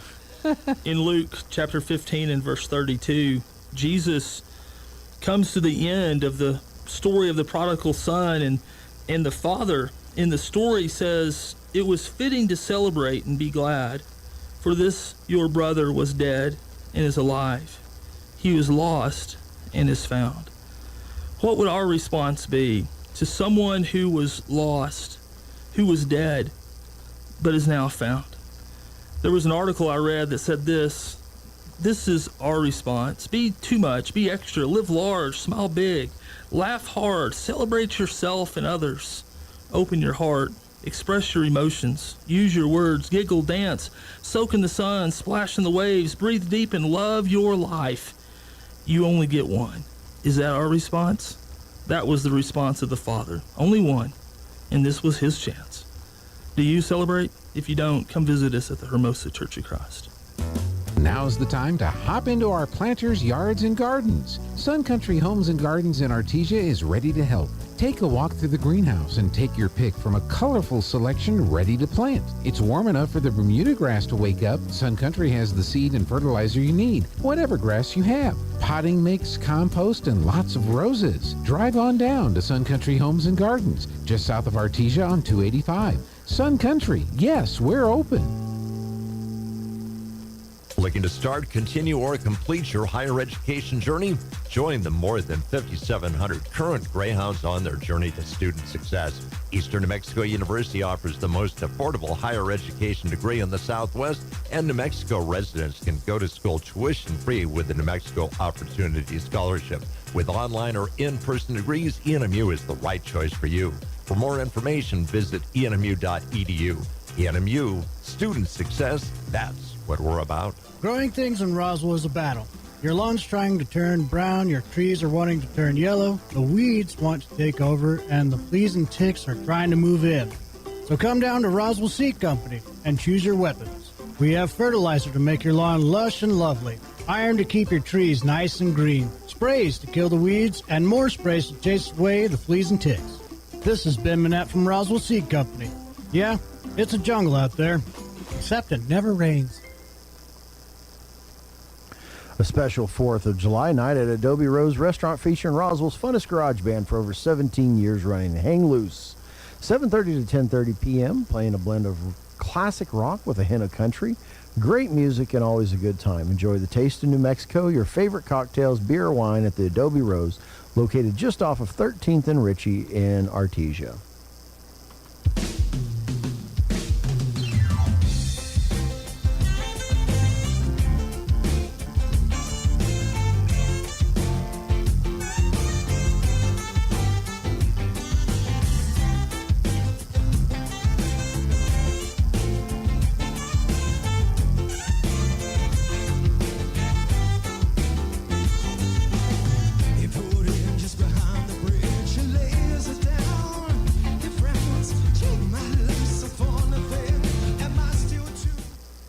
All right, welcome back, Artesia. We're now joined by the Artesia Senior Center. How are you doing? Doing good. Good. It's a good morning. Enjoying the rain? Yes, it's I know. nice. Yeah, I think this is our last day for a while. Yeah. Get a little bit tonight, and then it's back to hot. You know? Not super hot though. That's good.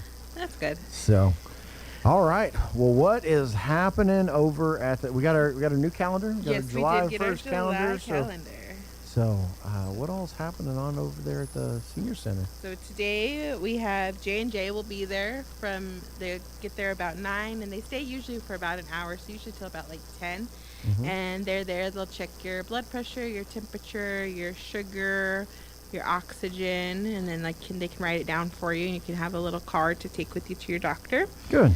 And then line dancing will be there starting at 9:30. So if you're interested in line dancing, they do like a little beginner class. The painters will also be there starting at 9 o'clock if you want to go and do some painting. Awesome. Yeah. And then tonight we have our dance.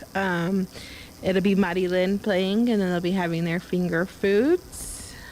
And of course at 2:30 today they'll have their Texas Hold'em and stained glass. There you go. So if you want to come play some cards, they'll cards, be here make starting some at stained 2. glass, Yeah, hang make out. some stained glass. Yeah. Stay for the dance. Yes. Full day at the Yeah, Senior full Center. day. Yes, definitely full day. And then of course we will be closed on Friday for the 4th of July, and they will have their dance on Saturday the 5th. The Aces and Eights will be playing, and they'll have their potluck. Like I said, the doors open at 6. They start the music around 7, and then it ends about 9:30. And then, and then if we move on to next week on Monday, like I said, we do have a new woodworking instructor. There's so the new woodworking. yeah, so if anybody has any projects or just wants to learn to come see what equipment we have or how to work Right. equipment, he's there to help teach and give information. And he gets there at 9 o'clock, and he's usually there till I think like 11 or 10. Okay. Yeah. And then, of course, we have our green thumbs. So if you're interested in the garden or plants and flowers, you can come in and you guys can just share your plant knowledge or check out the garden. We have lots of stuff growing in the garden. There's tomatoes, we have Good. corn plants and squash and all sorts of Yeah. stuff. So if anything, it's really pretty, nice There and you green. Yes. Let's start making some food soon. Yeah, soon. Yeah, and then of course, we have our casino trip coming up on Tuesday the 8th. So Next if you're Tuesday. next Tuesday, we'll be going to the End of the Mountain Gods. So if you're interested in going to that, I would call and sign up because that usually fills up pretty fast. I was going to ask, you still got seats in there? You still got? I believe there's seats still available? some seats available, and if Yep. it is full, we do have a wait list. If we can get enough people for 2 bands, we will take 2 bands. But if not, we have a wait list, and if people cancel, then the next person will. Everybody go to the get casino and called. get rich. Yeah, Yeah. make lots of money. Plus, And it's it- beautiful up there. It is, yeah. It's like if anything, if you Yeah, get it's tired, just like a good day away, man. Just sit there and Yeah. stare out the window at the lake and Enjoy have, the have some view. food and a nice drink. Oh man, that place yeah, is awesome. it is. It's very nice. And also, the lady should be coming to do the watch batteries, and she provides free watch batteries for up to 2 watches. So that's a really nice and kind service Yeah. that she provides, because she does that all out of her own pocket, and Oh, so that's that's very really cool. nice of her. Yeah, and then really, I mean, And then Wednesday, just the normal stuff next week. yeah, Wednesday's just the normal. So what's on? Let's see what's on the back. I didn't get a chance. Birthday potluck. We already missed that. Yeah, we had our birthday Already potluck had the birthday yesterday. potluck. Yeah, Yeah. it was nice. We had hamburgers. Mr. David Conklin, Yeah. he cooked the burgers for Oh, us cool, outside, cool. so it was really nice. That's It awesome. was good. Yeah. And then the Moose Lodge is going to be happening July 12th. Yes, and they'll at, be at 11 a.m. Yes. Sloppy Joe's. Yeah, sloppy joes. Steak fries. Yep, Yeah, and a that'll be fun. cupcake. Yeah. And So, really, oh, trip to Eddy County Fair to see exhibits July Yes. 23rd yes. at 10 a.m. So if anybody's interested in wanting to go to the fair just to see the exhibits and Yeah. probably get some lunch there, Come out and see us. Yeah. We'll be out there all sweating and It's hot. funny, yeah, it'd and be hot, yeah. There'll be there's tons of good food there. Yes. And Yeah, so that'd be a good time. So you guys take a van or two out there? Yeah, we will. So we'll just have them, if anybody's interested in going, we'll just have them call and sign up. And then if we get enough, we'll take them out there so they can go check everything out. All right. Yeah. So what is that? If you're interested in participating in a jam session on the 4th Saturday of the month, contact a friend. Like playing. Yeah, I think music. just like playing music. Just like just like if everybody anybody's get together, interested. If you're a musician, you sing, you play sing, a play that'd be music cool. just for the night. Yeah. On the 4th Saturday of the month. Of the month, yes. So that'd be what? That'd be what Saturday? The 26th. It'll be it'll fall on the 26th. Okay, so that's for the dance. Yeah, it'll be the dance. Yeah, we ended up losing one of the bands, so it's kind of opened up that 4th Saturday. Try to find some local musicians, get in there and just show off their talent. Yeah. Yeah, I want to play some music. And if not, it'll probably be like a DJ or it could just be a mixture of whatever. So, right. Yeah, if they want more information, they can call the center and we can provide that. Right. And then let's see. I'm just trying to think. Out to Eat Golden Corral. Yeah, we'll July be going 15th. Golden Corral, that's always a favorite. So you get signed up for that. Yes. It's in Roswell, right? Yes, in Roswell. Yeah. So you guys go up there, go get some Golden Corral to eat and come home. That's always a good time. Yeah. I was trying to see what else. There's got to be some other stuff. No, we need to make sure everybody knows everything going on. Wood burning classes Wednesdays at 1. Yes. And then the Wednesday night, or it's not. No, it's Wednesday morning. People about losing safely. So if you're struggling with your weight, you need to work on that. You need to figure that out. They have some good classes every Wednesday at 9 for that. And you're going to be closed on 4th of July. Yeah, we will be closed on the 4th of July. Yeah, you guys need a day off too. Yeah, you know what I'm saying? that'd be nice. You need a 3-day weekend. Yes. You still got to come in Saturday night for the dance. Yeah. But, that's good. So you guys can get a little bit of time there. Let's see. Just, I guess, a reminder for travel in town. You guys will pick anybody up within the city limits. Yes, within the city limits. Take them to, appointments? Yeah, we can take them to appointments. We can take them to the store. So if they want to go, grocery shopping, we go at 8:30 and 1:30 to, basically any of, the stores like that. Does that mean you pick up, you start picking up at 8:30, or how does that work? Yeah, usually we start picking up at 8:30, and then it just depends how many there are. Yeah. So if there's a group of 3, they would all get dropped off, and then we wouldn't go pick them up until all 3 of them are ready. Okay. So if you do go, we usually give them about an hour and a half time to shop. Yeah. And then once they're all ready, we go pick them all up. So if you only need one thing and another person needs 20 things, you do have to kind of for wait. a while. You kind of sit there and wait, but so you have to be it's prepared still a free ride. Yeah. It's nice that you guys are able to get out there and get them around. What if they got doctor's appointments and stuff? Are you guys doing that too? Or yes. So we are able to take them to their doctor appointments. But you guys need probably advance notice on that, I'm assuming. If possible. So usually our first ride of the day is at 8:30, and then our last ride is at 4 o'clock Monday through Thursday. Yeah. And then because on Friday we close early, so our last ride on Friday would be 3 o'clock. So we can pick them up and take them as long as they're ready by the last pickup time to take them home. If not, we could take them, and if they're able to get their own ride home, that we could do that as well. Just give a one-way ride if they need that. I didn't realize you guys closed early on Friday. What time do you guys close on Friday? We close at 4.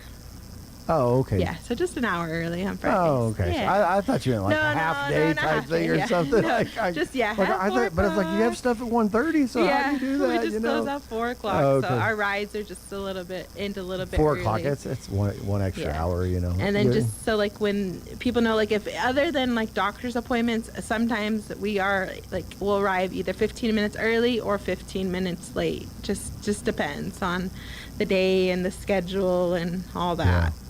You guys have been having a good turnout for the woodworking. Has people been coming up? I know they just started it last month. I've only seen a couple people come in so far, but I think, as I said, we're just trying to spread the word on it now that we have it. So hopefully more people will come in. So is there a woodworking section in there, a shop in there? So we do have a woodworking shop. Oh, okay. Yes, so it's got all the tools and everything they need in there. Everything they need. What about wood? Do they have to buy their own wood and bring it in with them, or? We might have some. I'll have to check on that, but probably would have to bring their own like specific project that they want to work on. We might have some stuff available. Some available scrap wood and stuff. Yeah, I'm sure we probably have some scrap. Well, just because I was going to ask do you guys need donation scrap wood? Because if you got to have a place to store that, because I got 16-foot boards. I don't know so I'm not too sure if we would have like the storage, that kind of storage. So that'd be an interesting thing to think about though, because wood's not cheap. No, and definitely not. If people are wanting to make projects and they can't afford to go buy their own wood or don't have the ability to transport lumber, I know you ain't going to throw any boards on top of that van and go pick it up for them. Definitely not. So, I'd like to know more about that and see if if anybody has some more questions, they can definitely give us a call, and I'm pretty sure Carol can answer those questions. Because it's a lot of fun to do woodworking stuff, especially like out of old scrap lumber, like fence posts and stuff like that. You can make some really neat stuff out of that. But if anybody has any questions on that, like I said, they can give us a call, and I'm pretty sure we can get that answered or come up with a plan. Yeah. Perfect. Well, thank you so much. I appreciate having you, and we'll talk to you again next week. All right. Thank you. All right. Thanks God for having bless. us. God bless you too. This is KSVP and K229 AS Artesia. I'm Rich Thomason. Launching into a marathon floor speech. Mr. Speaker, I rise today in strong opposition to Donald Trump's one big, ugly bill. House Democrat Minority Leader Hakeem Jeffries obstructing a vote on the president's spending and tax cut bill. President Trump has lobbied Republican holdouts, and so too is House Speaker Mike Johnson. We are working through everybody's issues and making sure that we can secure this vote. I feel very positive about the progress. We've had lots of great conversations. I've met with individuals and groups all day long, as has the president, who's fully engaged as well, trying to convince everybody this is the very best product that we can produce. And while there was some dissension within the GOP ranks, Democrats have marched in lockstep opposing the bill that would block a huge tax hike while extending the Trump tax cuts. Shooting in northwest Washington, D.C. has killed a 21-year-old congressional intern who was working for Congressman Ron Estes. Eric Tarpinian Jaquin was shot and killed in northwest D.C. Monday night. Metropolitan Police and the Kansas Republican confirmed. The intern would have been a senior at the University of Massachusetts at Amherst this fall. The 21-year-old was a Granby, Massachusetts resident who joined Estes' staff earlier in June. Metropolitan Police said in a statement Wednesday that detectives believe he was not the intended target of the shooting. Police responded to the sound of gunshots on the 1200 block of 7th Street Northwest just before 10:30 p.m. Monday night. Bernie Bennett, Washington. 4 people killed in a mass shooting last night outside a Chicago nightclub. A surprisingly robust employment report, America's employers adding 147,000 jobs in June. On Wall Street, the Dow is up 346 points, NASDAQ ahead 193. More on these stories at townhall.com. Hey, it's Mike Rohn. If I have a choice, I like to do business with companies that actually stand for something. That's why I switched from Verizon to Pure Talk. No offense to Verizon, I'm sure they stand for something. I just don't know what it is. Pure Talk, on the other hand, is a veteran-owned company that supports our military in a big way, and I appreciate that. Yeah, I also appreciate unlimited talk and text and plenty of data for half the cost of the big guys, and I do like being on America's most dependable 5G network for just $20 a month, but what I really appreciate is no contract, no cancellation fees, and Pure Talk's commitment to handle all their customer service in this country. I saw it for myself. I went to Georgia, I got a tour of their headquarters, I met their CEO, and I talked to the same customer service folks that you'll talk to when you dial pound 250 and say keyword micro. Switch today and save 50% off your first month when you dial pound 250 and say keyword micro. Pure Talk, a wireless company that actually stands for something. Violence racked Haiti remains just that, with the capital city ground zero for the unrelenting and deadly bloodshed. The Haitian government and security forces have struggled to even remotely wrestle back control of the capital Port-au-Prince from the powerful drug gangs who have the city in their grip. Even the UN-backed deployment of hundreds of Kenyan police officers has failed to make any significant progress in improving the security situation. Now, one of the top UN officials for the Americas has set out the extent of the problem in stark language to the Security Council. Miroslav Jenka, the Assistant Secretary for the Americas, warned that Haiti faces the real possibility of the total collapse of the state presence in the capital unless the international community acted decisively. The BBC's Will Grant. Rescuers in Indonesia continue the search, looking for 29 people missing after a ferry sank.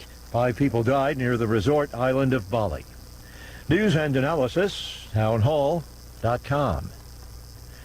It's another round of pink slips at Microsoft. Microsoft says that its latest layoffs could cut close to 4% of that workforce, or about 9,000 people. In May, Microsoft began laying off about 6,000 workers, or nearly 3% of its global workforce, as the company spent heavily on artificial intelligence. Microsoft says that the new rounds of cuts will affect multiple teams around the world, including its sales division and its Xbox video game business. I'm Lisa Dwyer.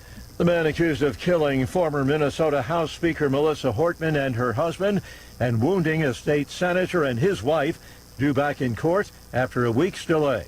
Prosecutors allege a 57-year-old Vance Boder carried out the June 14th attacks while he was disguised as a police officer.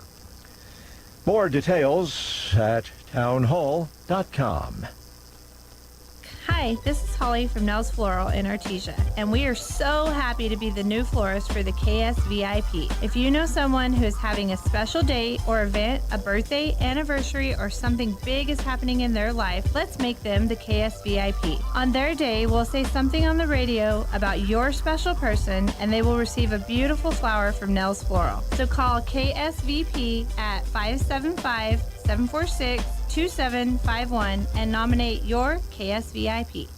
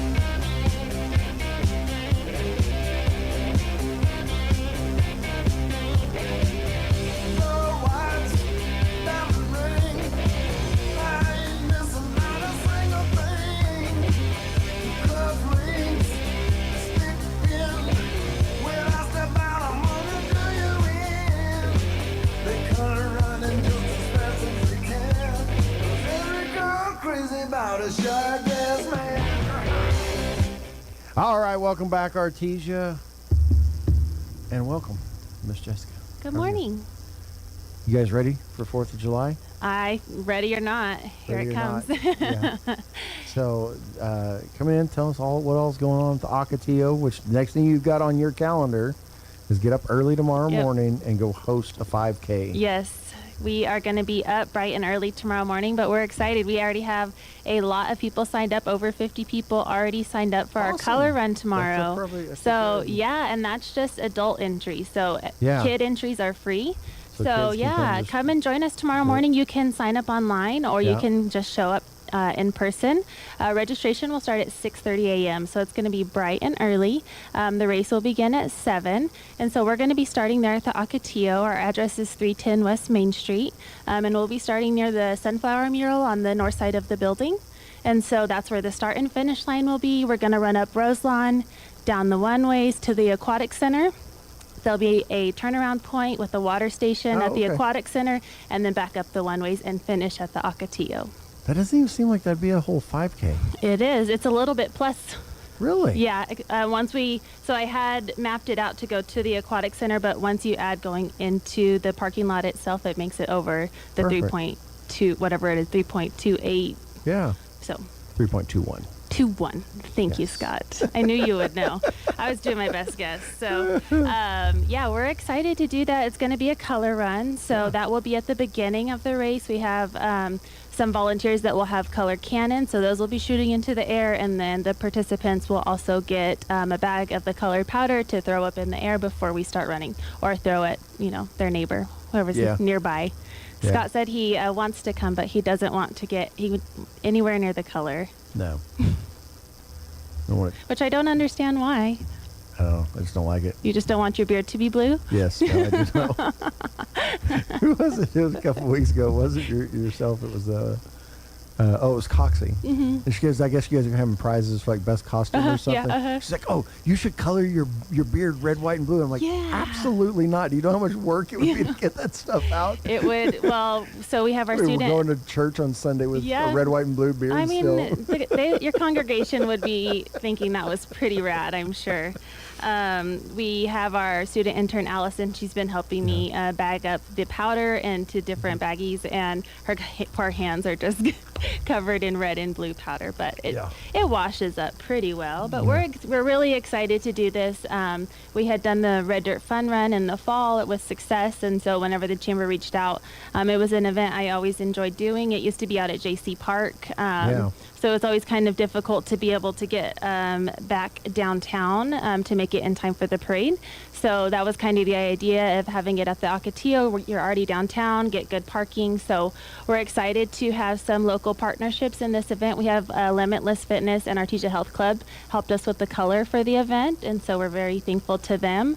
And then HTO will be donating free half gallons of tea to the participants. Look at that. You have free half gallons. Yeah, they reached out to us, and so we were excited to do that.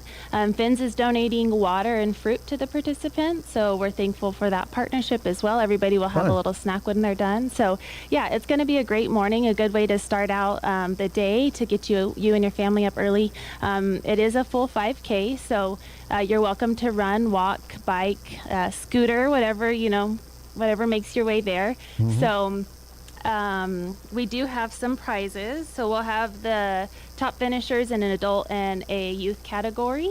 And then we also have prizes for the most patriotic costume or fit that you show up in. So in the past, I remember seeing even people have their pets in costume and decorated. And so I hope it's a fun event and really festive, and it's going to be a great day. So yeah, those you can, like I said, you can still register on our website. It is $20 for adults 18 and over, and then kids can run for free with a paid adult. So we are excited about that tomorrow morning. You can do that on our website. You can register on site before the race. Yeah, just show up what's early. Step-off time again?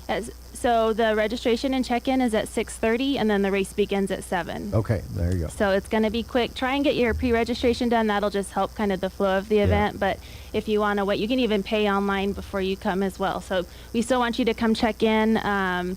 We had T-shirts for the first 20 registries, but those have already been claimed. So we're really excited. It's going to be a fun morning, and then it'll just kick off into the rest of the day with the parade and all the other events going on. Lots of stuff going on, So much going on. I was, our race, since it was not done in the last couple of years, I was worried about participation, and especially with seeing all the other events. I think there's pickleball and tons of stuff going on. Golf, and so I was excited to see that we have a good crowd coming. So it's going to be fun. I partnered with Jessie Berry on this. She's been super helpful in getting it together. Vanessa Elkins as well. So awesome. I appreciate their help. Yeah. Good job. Yep. Good job, Can't ladies. take credit for all of that. And so yeah, join us in the morning. I hope everybody has a good 4th and a safe 4th. Everybody also catch the drone show on Saturday. That's going to be awesome. I'm super duper excited about that as well. Yeah. I've never seen one before. I've never seen one in person. I've seen them on like videos on TV, but never seen one in person. So that'll be interesting. Right. You just got to fight the urge not to video it. We had drone shows in Afghanistan. They'd fly over and drop fireworks on top of people. It was pretty cool. I don't feel like I should laugh at that joke. So, that's funny.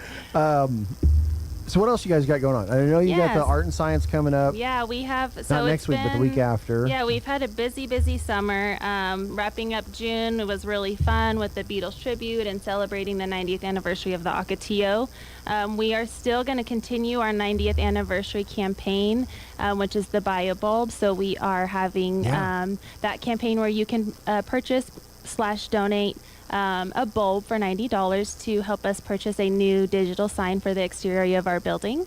And we just think that's going to be a great way to show that we are open, show what we have going on. And also, just with all of the tourism and stuff coming in the fall, we want to be able to, display what else is going on in the community. We hope to be able to display other events, not just ours. Think you get it in before the in-car? If we get it, so our next board meeting, we hope to get that approved, which would be next week. And then it should be a 6 to 8 week turnaround. So I'm hopeful. But we'll see. Yeah. Cross fingers. Fingers crossed. So, but yeah, it was a great June. July, we are just as busy. So we basically replicated our June, and we're doing another art and science camp. We're doing another week of Missoula. So, first, we have the Art and Science Camp. That's going to be July 14th through the 18th. We do have registration still available for that. That's on our website. The instructor for that is going to be Bailey Cole. She's out of Roswell. I've heard very great things. She sent us all her curriculum and supplies and really unique projects, things we haven't done before. And her class is for ages 5 to 12. And that class is going to be in the mornings from 9 to noon. So we'll provide a snack. They'll do their art project each day. And yeah, we're excited for that camp and that opportunity with Bailey. So you can sign up for that on our website. And then we have a concert series called Wild West Fest coming up July 18th and 19th. So on July 18th, we're going to have Michael Martin Murphy inside of the Ocotillo.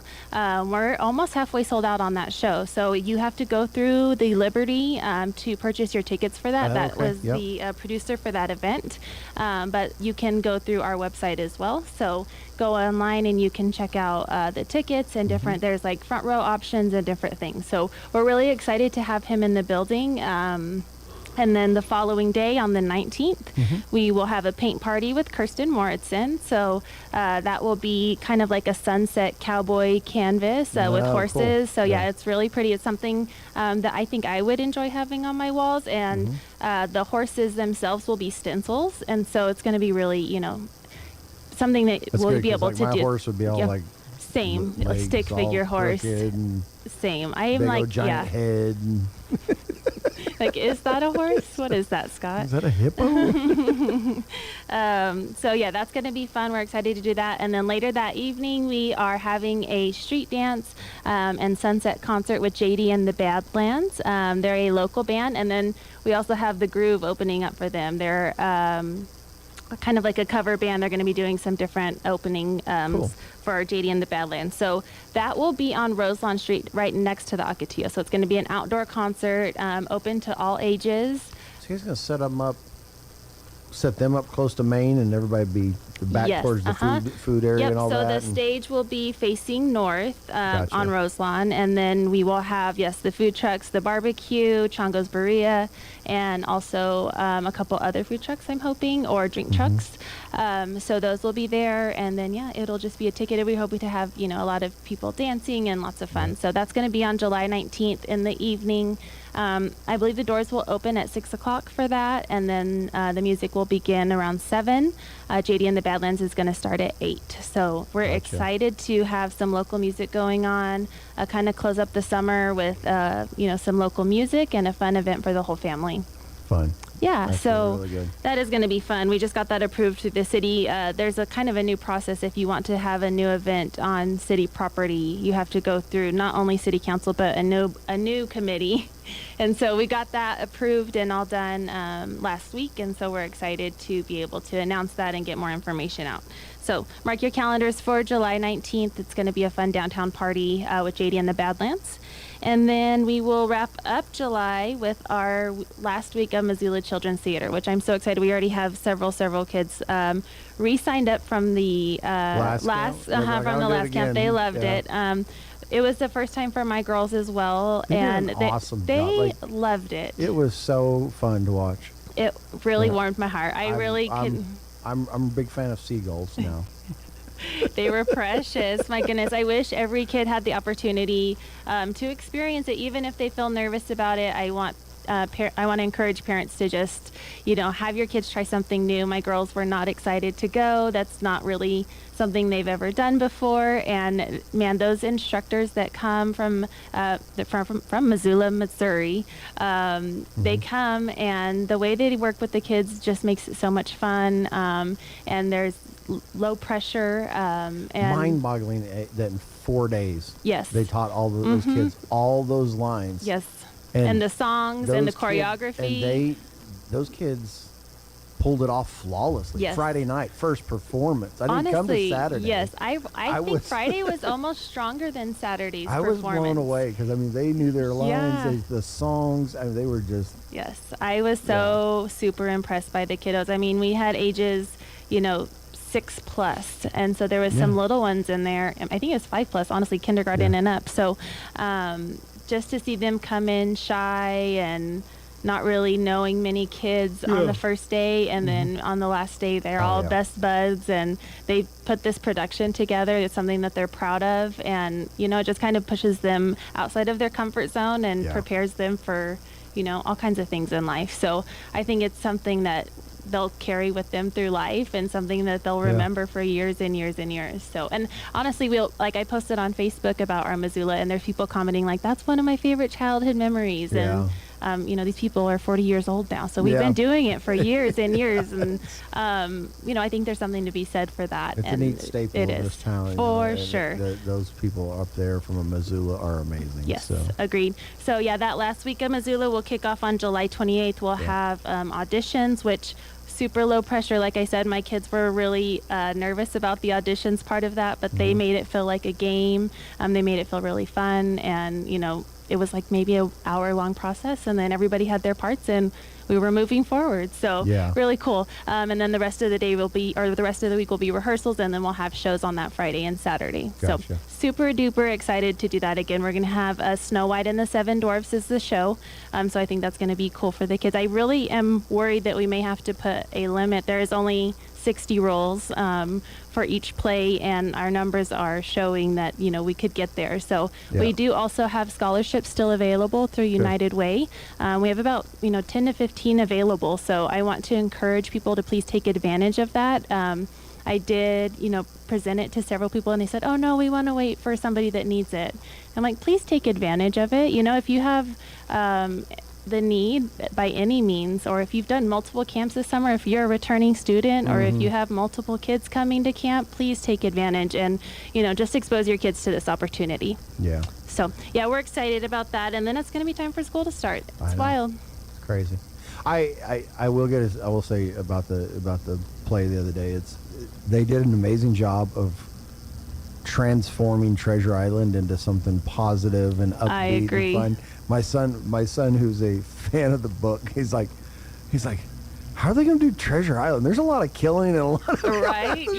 It's a pretty dark book, but they did an awesome job about of teamwork, making it about teamwork and it being positive. So it was great. It was really good. I loved it as well. So, we also have James Grayford in the gallery officially opening today. So, his show is called World Images. He does film, so he has toured the world literally, and the diversity in his images is so neat to see on the walls, because there is animals, there is people, there is landscape, really, really beautiful images. And not only did he have canvases on the walls, there's different materials and also viewfinders and I don't even know how to describe them. You've got to come and see it. Different ways to view it. Very interactive experience and unique photos. I'm loving the change up. So come and see us. You can come and see his show. I'm not sure that we're going to have a reception. He's actually out filming now. So we hope to plan a reception before the show comes down. But you are welcome to come and view it anytime during our open hours, which are Tuesday through Friday, 10 to 2. Come and see us. Awesome. Well, thank you. Yeah, thank you. Maybe we'll see you tomorrow. I better see you tomorrow. We're going to try our best. So, all right. Well, you guys enjoy. Have a wonderful 4th and a great weekend, and we'll talk to you next week. Awesome. Yes, sir. I'll be here. All right. Thank We'll you see so then. much. God bless.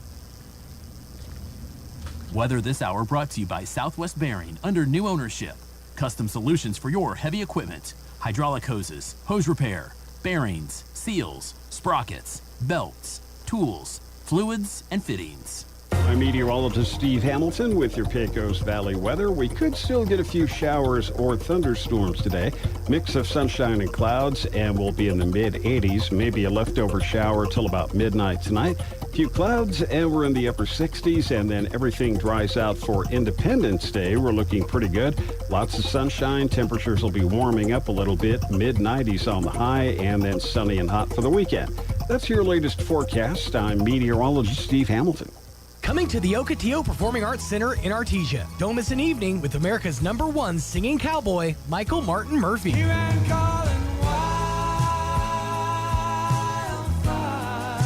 Doors open at 6. Tickets are on sale now at thelibertyinc.com. Get yours before they're gone. For more information, visit thelibertyinc.com. Don't miss an evening with Michael Martin Murphey at the Ocotillo Performing Arts Center in Artesia. Friday, July 18th. Brought to you by the Liberty and the Artesia Arts Council.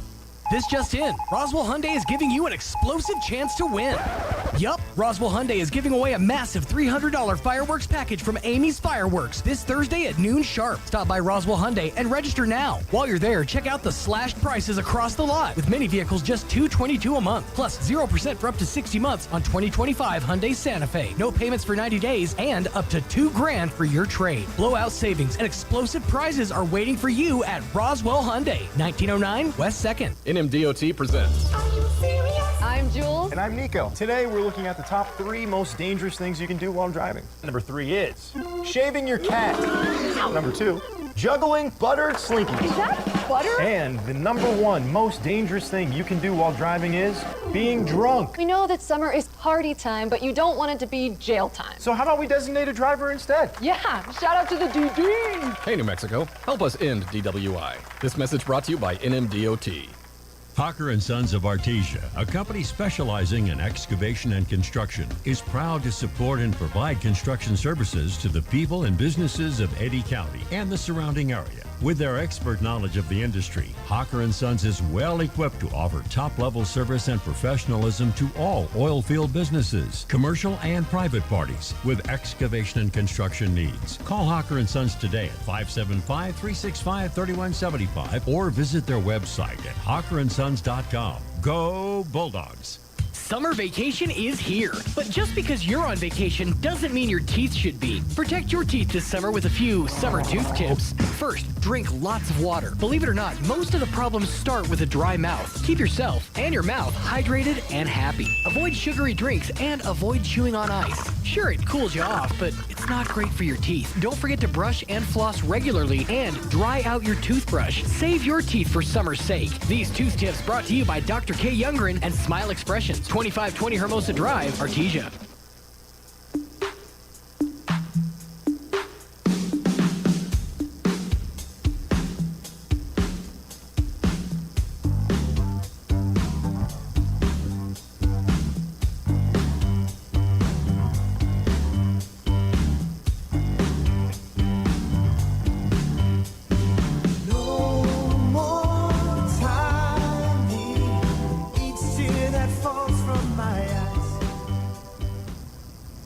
All right, welcome back, Artesia. Hey, we're joined on the phone now by Misty Price, and she's going to come tell us about some stuff happening at the Artesia or the Eddy County Fair. Misty, you there? Yes. Thank you for having me. I can hear you now. Oh, awesome. So, Misty, I think you were going to tell us about the Fire and Ice event. Is that correct? Yes, sir. So we have the Fire and Ice competition on Saturday, July 26th. During the fair, right at the end of it, we are going to have a classic chili cook-off, which is your traditional chili. We are also having an all chili goes contest, which can be anything that's not traditional chili. So we've had people make like green chili meat, asado meat, different things like that. We're also having an ice cream challenge for the kids, that they make homemade ice cream and compete with that. And then we started last year doing a salsa competition.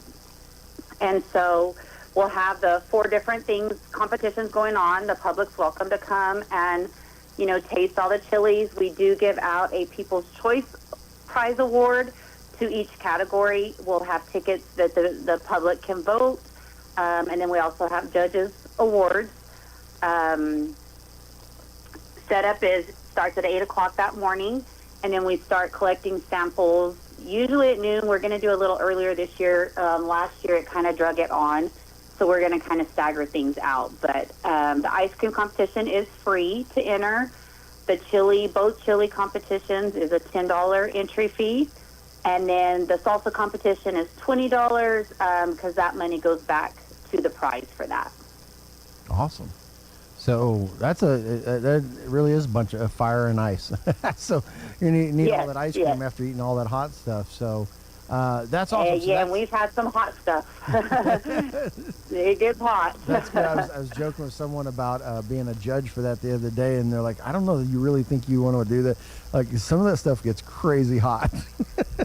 Well, I do need judges. I haven't got those down yet. So if you would love to be a judge, I'd love to have you. But yeah, some of those, they'll burn your mouth. Like, they're get pretty hot, but it's fun.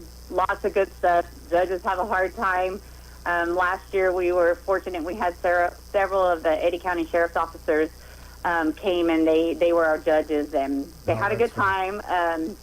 And yeah, lots of good food. It's fun. Like I said, you can walk around and, get samples of stuff and vote on your favorites. And that would be so, yeah, and we welcome competition for everybody to come and enter and show us what you got. Yeah. And so one more time, that kicks off on Saturday morning. Yes. Entries need to be in by what time? Saturday. That morning at 8 o'clock. You can turn them in there. You can also mail them to me if you want. Oh, okay. Not a big deal to turn them in that morning. But setup starts at 8 o'clock. Now, we typically do it in the Horse Council Arena, right below the Crow's Nest there. I'm not sure where they're going to have a setup this year because of the construction going on. Yeah. So I don't know if it'll be there or maybe over by the concession stand. I'm really not sure, but we will have it figured out, and we'll make sure, if people show up, we'll know by then where we're going to go. I'll ask them at the board meeting tonight and make sure someone calls you and tells you. Yeah, because I know that it's just been up in the air with all the construction on where everything's going to be this year. So it'll be a little different. Everything's moving around this year, so it's going to be a lot of fun. Yes. Getting it all figured out, but it's all well worth the cost with that new building coming in. Yes, it in will. a couple of years. It's going to be amazing. So, yes, awesome. it will. I'm excited. I don't know if you mentioned. If I missed it, I apologize. What are the prizes for winning each one of the competitions? So we have different ones, and I'm still working on gathering donations. But I do have 2 custom-made discs and burners, the double burners. We gave away those last year, and they were a big hit. So I've got 2 of those donated. I've got some ice chests donated, and then some fun stuff for the kids. And so it kind of varies on stuff. We're working on getting some portable grills as another prize. So those are still coming together, but the discs are usually the main prize that everybody loves. Awesome.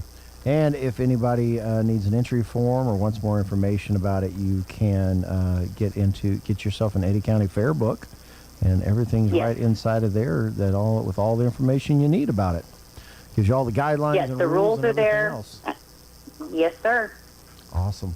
Well, Misty, thank you. Sorry about the confusion in the first hour, but I'm glad you could join us this hour. And no problem. And I appreciate you coming on and letting us know all that. Okay, thank you for having me. Thank you, and God bless. Okay, thank you. You too. Bye-bye. Now for your Pecos Valley news updates, I'm Jared Cirillo. We begin on the crime beat today. A man is arrested and charged with murder in connection with the Tuesday night shooting death of a woman. We first reported this story yesterday. 53-year-old Paul Cedillo Reyes is now accused of fatally shooting 46-year-old Nadia Madrid inside a home in the 1600 block of South Mulberry Avenue in Roswell. Family members describe Cedillo Reyes as an off-and-on boyfriend of Madrid. Cedillo Reyes reported the shooting himself, according to an RPD statement. He initially indicated that he had discovered the woman outside on the ground, but Roswell police say they located evidence indicating that Cedillo Reyes was responsible. This year's Artesia girls basketball summer camp was attended by 105 campers, and that's a record according to Coach Candy Pollard. The camp had 2 sessions that split up kindergartners through 5th graders in one group and 6th grade through 9th in another group. Pollard said her main goal with the camp is to instill a love of basketball into the students. You're up to date. I'm Jared Cirillo. Turn up your radio. Here's the Sean Hannity Morning Minute. The Sean Diddy Combs trial. I will tell you this guy's a bad guy. And if you have any doubt about it, look at that videotape. You know, I honestly, I cannot understand the level. And people say, well, drugs will make you do that. Well, this will make you do things. There's something so off here. There's something, everything that was described is so bizarre and weird and strange and perverted. And we're not protecting women in a case like this. And that's what is so frustrating to me. And it's like the case of Epstein. Well, where was somebody to step in and stop what was going on in that case? And then the other people, I don't understand it. Check out the Sean Hannity radio show later today, right here. Hey, Sean Hannity here, and these are certainly uncertain times with everything happening overseas. We've got to be on high alert here at home. Everyone needs to go to byrna.com. Why? I want you to see this non-lethal technology that can save lives, and you will see their compact launcher, the world's smallest, less lethal pistol launcher. Again, you can incapacitate any perpetrator, regardless of size, 30 to 40 minutes. The great thing about Burner is it has kinetic rounds designed to incapacitate these people. The compact launcher is perfect for women if you want protection and you don't want to carry a firearm, and you can put it in your purse and nobody will know you have it. Burner, no background check, can be shipped directly to your door. BYRNA is trusted by all of the professionals because the technology is so superior and a great alternative to lethal force. Visit Burner.com, BYRNA.com. Try before you buy at your local Sportsman's Warehouse. I'm meteorologist Steve Hamilton with your Pecos Valley weather. We could still get a few showers or thunderstorms today. Mix of sunshine and clouds, and we'll be in the mid-80s. Maybe a leftover shower till about midnight tonight. A few clouds, and we're in the upper 60s, and then everything dries out for Independence Day. We're looking pretty good. Lots of sunshine. Temperatures will be warming up a little bit. Mid-90s on the high, and then sunny and hot for the weekend. That's your latest forecast. I'm meteorologist Steve Hamilton.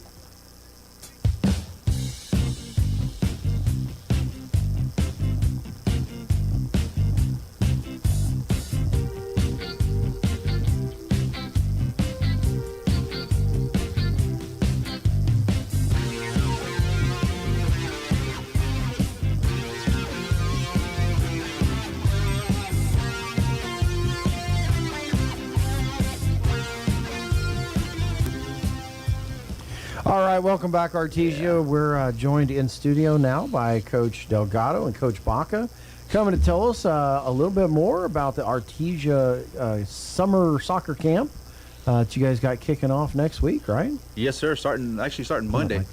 Yeah. Starting Monday. Yeah. Yeah, we're gearing up, getting ready for all this soccer stuff. That's gonna be a lot. That's gonna be a lot of kids, a lot of hours, a lot of running. Yeah, it is, It'll but be fun. It is, but we really enjoy it. Yeah, that's the good time we get to build relationships with the kids and teach them about soccer, all that good stuff. That's good. That's good.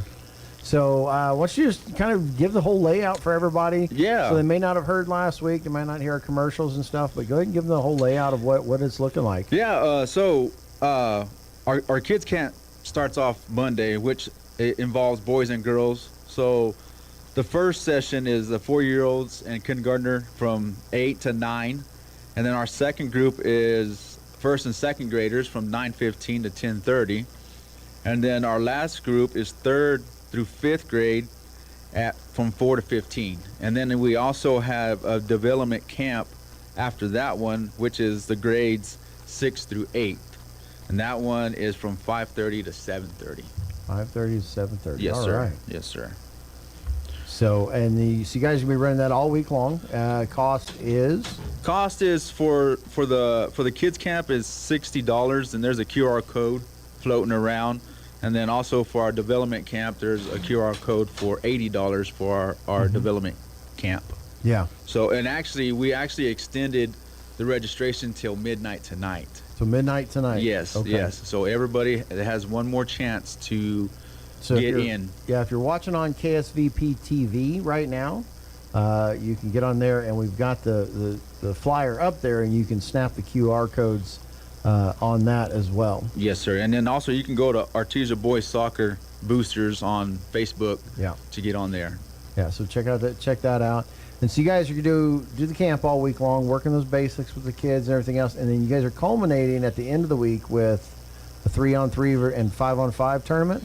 Yeah, that's what we're doing now, and then Coach Baca is in charge of that one now. So, well, tell us a little bit about that. So Saturday, it actually starts at 5 p.m. and it runs until about 11:30, and it's 5v5 tournament.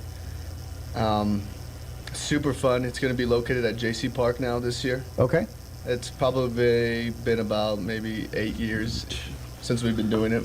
Yeah. A while, actually. Get a little closer to the microphone. There you go. Yeah, there you go. Yeah. Winning teams, first place teams, they'll get trophies. Okay. There's going to be food vendors. Okay. Anything Now and are everything. are the participants like you got to come with a 5-person team, or is it like, hey, all the kids show up and you guys put them in? No, what they do is they sign up with a team. Okay. And then they go through the night with the same team through the whole night. And I think roughly, on a 5v5, I think you can roster, I think it's 10 players. Okay. Is the max. So I think it is 10. Yeah, it's 10. So 5 on the field and 5 for reserves. All right. So. Okay. But it's going to be a blast. This is actually the first year we'll be doing it at JC Park, because usually we do it at the complex at the soccer fields. But this is actually the first year we'll be doing it at JC Park, and we'll be on turf. Actually. Yeah, I drove out there the other day looking for something and just trying to find. I'm like, man, those things look nice. Yeah, those are some nice fields. They're really nice, because back in the day when we used to run soccer, there used to be potholes, soccer holes, snakes. All kind, you name it, it was out there. Squirrels, but no, the fields out there are really good. So you guys are doing the camp out there as well? No, you're doing the camp at the complex. Yeah, we're doing the kids camp is going to be at the main complex, and then Saturday everything else for the 5v5 is going to be at JC Park. Okay, and so the JC Park 5v5 on next Saturday. What time's that kicking off if people want to come out and watch? We don't really have a time right now, but I would say probably about 4 or 5. I believe we should be kicking off. 5, yeah. Oh, in the evening. In the evening, yeah, and it goes all the way through the night. So. Okay. Well, that sounds like a lot of fun. It's going to be a blast. Us coaches, we're going to be pretty busy for that whole week. We got kids camp, and then we bump into the 5v5 tournament. So yeah, and you guys are going to need to take a week off after. Super fast-paced soccer. Yeah, it really is. There's a lot going on there. And real quick reminder for people: you guys are going to continue. Were you guys continuing practice afterwards, or was that was another camp? That was a different camp. Sorry. Yeah, I think it was the volleyball camp. They're going to have continuing practice. Yeah. When does and you may not know this is when's the season begin for like city leagues and for the kids and stuff like that? Is that because these kids are all getting amped up for soccer and. Yeah, I don't know about that. I think the one that runs that is Levi Polito. Okay. He runs the league, so he should. He knows all that information. Yeah, we'll have to get him on here and get that figured out when that night. Yes, sir. Yes, sir. Because it's a fall sport. Yes, sir. Well, right? Yes, sir. Even for high schoolers, it's a fall sport. And in the league, we actually have some of our high school boys referee some of those games. So we'll be out there. Our high school boys will be out there involved. So it's a good thing. Yeah, you want to keep that, of course, football kind of started in this town, but they got that continuous program from young on up to teach them the right skills, right. And then you're building some really quality athletes. Yes, sir. Coming yes, out sir. the other end. So. Oh yeah, definitely. All right. Well, fellas, I appreciate you. Thank you. I wish you best luck on the camp. Thank you. And good luck to you guys, and we'll talk to you at another time. Thank you. Appreciate it. All right. Thank you. Saddle up for a celebration of the bounty of Lee County during the 89th Annual Lee County Fair and PRCA Rodeo, August 1st through the 9th at the Lee County Fairgrounds in Lovington. With nonstop fun for the whole family, including an arts and crafts showcase, the carnival, concerts, Extreme Bulls event, and PRCA rodeos, the Pioneer Iron Chef contest, as well as the livestock shows, mutton bustin', fiddlers contest, and junior livestock sale, the Yucca building exhibits, plus 4-H and open youth, the flower show, farm and garden, creative arts, the special rodeo, commercial vendors, and of course, the best fair food around. The concert series begins Friday, August 1st with the Hispanic Heritage Celebration and continues nightly Tuesday, August 5th through Saturday, August 9th. Visit LeeCountyFair.net for more exciting news and updates. The 89th Annual Lee County Fair and PRCA Rodeo, August 1st through the 9th at the Lee County Fairgrounds in Lovington. Come celebrate the bounty of Lee County. We'll see you at the fair. When was the last time a bank asked you about your needs or your goals? When you're a member of Artesia Credit Union, you get to use your money for something more important than fees and finance charges. You get to use your money for you. Membership is open to anyone who calls New Mexico home. Become a member of Artesia Credit Union today and see what your partners can do for you. North 5th Street in Artesia or online at artesiacu.org. Artesia Credit Union, member NCUA. At First Church Artesia, we proclaim Christ as King over all. Located at 4th and Grand, we're a family exalting His reign in every corner of life, work, home, and community. Join us Sundays at 10:45 a.m. for reverent, family-integrated worship and Bible preaching that transforms. From Artesia streets to your soul, it's all of Christ for all of life. Visit artesiareform.com or find us on Facebook. First Church Artesia, His kingdom rules. Dean's Inc. of Artesia provides a superior choice for all your electrification, communication, and supply needs, with a vision to be the premier industrial electrical service provider in New Mexico and West Texas, providing unparalleled quality in supplies and service with highly skilled and conscious personnel. We pledge to our customers to exhibit the utmost in integrity and reputation while providing superior quality in all we do. Dean's Inc., located at 409 Commerce Road or online at deansinc.com. The Roswell-Chaves County Economic Development Corporation is hosting a food service event for folks that might be interested in helping with food services during the National Championship Air Races September 10th through 14th. The location will be at the ENMUR campus at the ITC Commons on 23 West Mathis in Roswell. Wednesday, July 9th at 9 a.m. In order to attend, you need to RSVP to Kristen Chappell at 575-622-1975 or email Kristen at chaviscounty.net.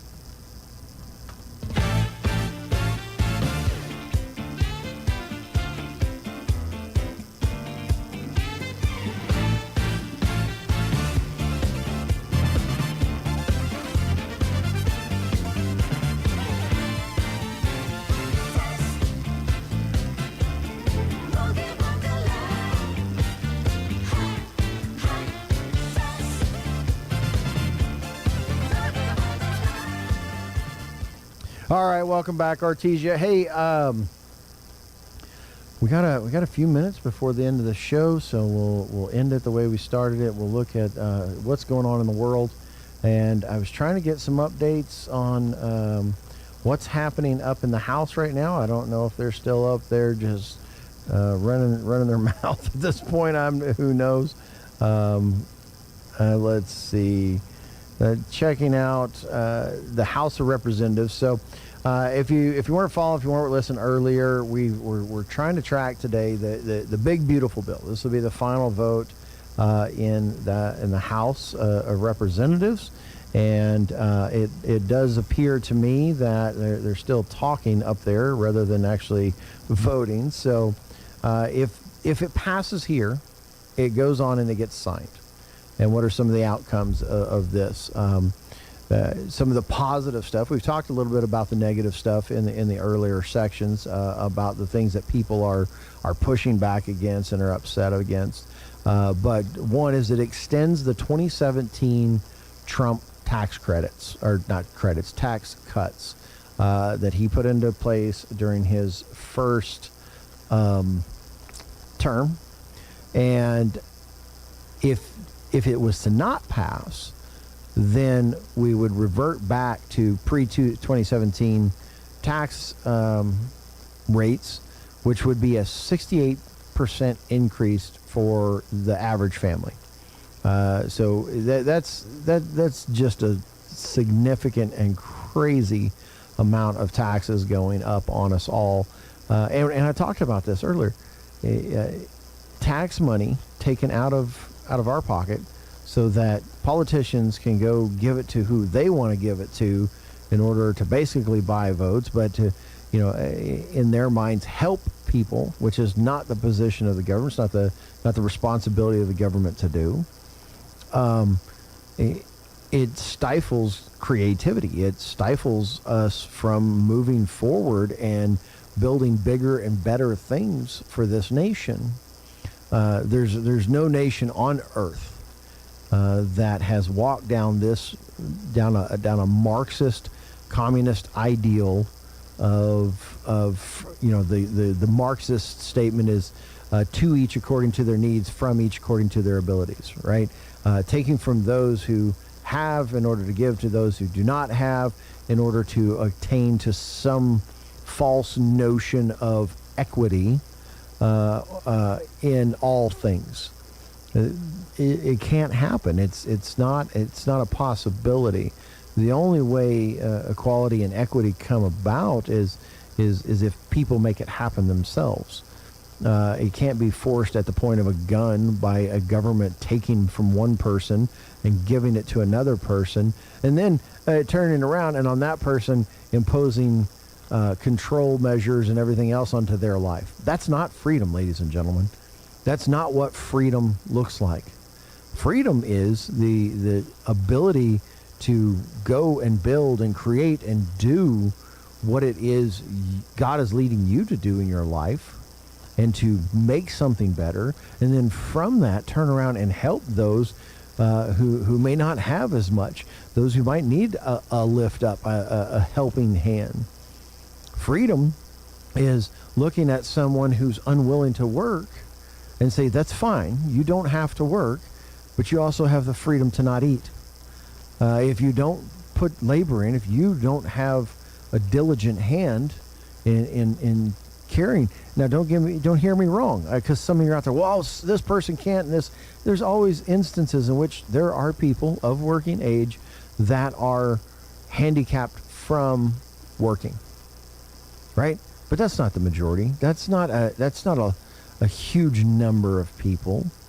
In fact, Hakeem Jeffries was on the floor reading a letter earlier, and this guy was lamenting that he was going to lose his SNAP and his Medicaid, and he's on Medicare because he has PTSD and OCD. So what? All right. So what? That doesn't prevent you from getting up and pushing a broom or doing a job or working. It's the idea that something is owed to you because you don't want to work. I think people have lost their minds.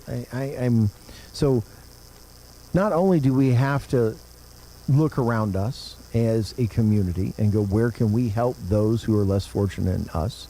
We also have to look at people and go, if you're in the position you're in because you're lazy, then they need to understand they need to fix that. They've got to move on. There's plenty of jobs. There's tons of jobs. But we also go back to this thing. There could be more jobs if the government did not artificially inflate the value of people's labor. The government, there's no politician setting up in Santa Fe or Washington, D.C. or wherever that can look down and say, well, the value of this human being's labor is $15 an hour, and all people should get $15 an hour. It's absolute insanity. I may only need you to work for a few hours, mowing the lawn. I don't want to pay you $15 an hour because it's not a $15 an hour labor. It's not worth that.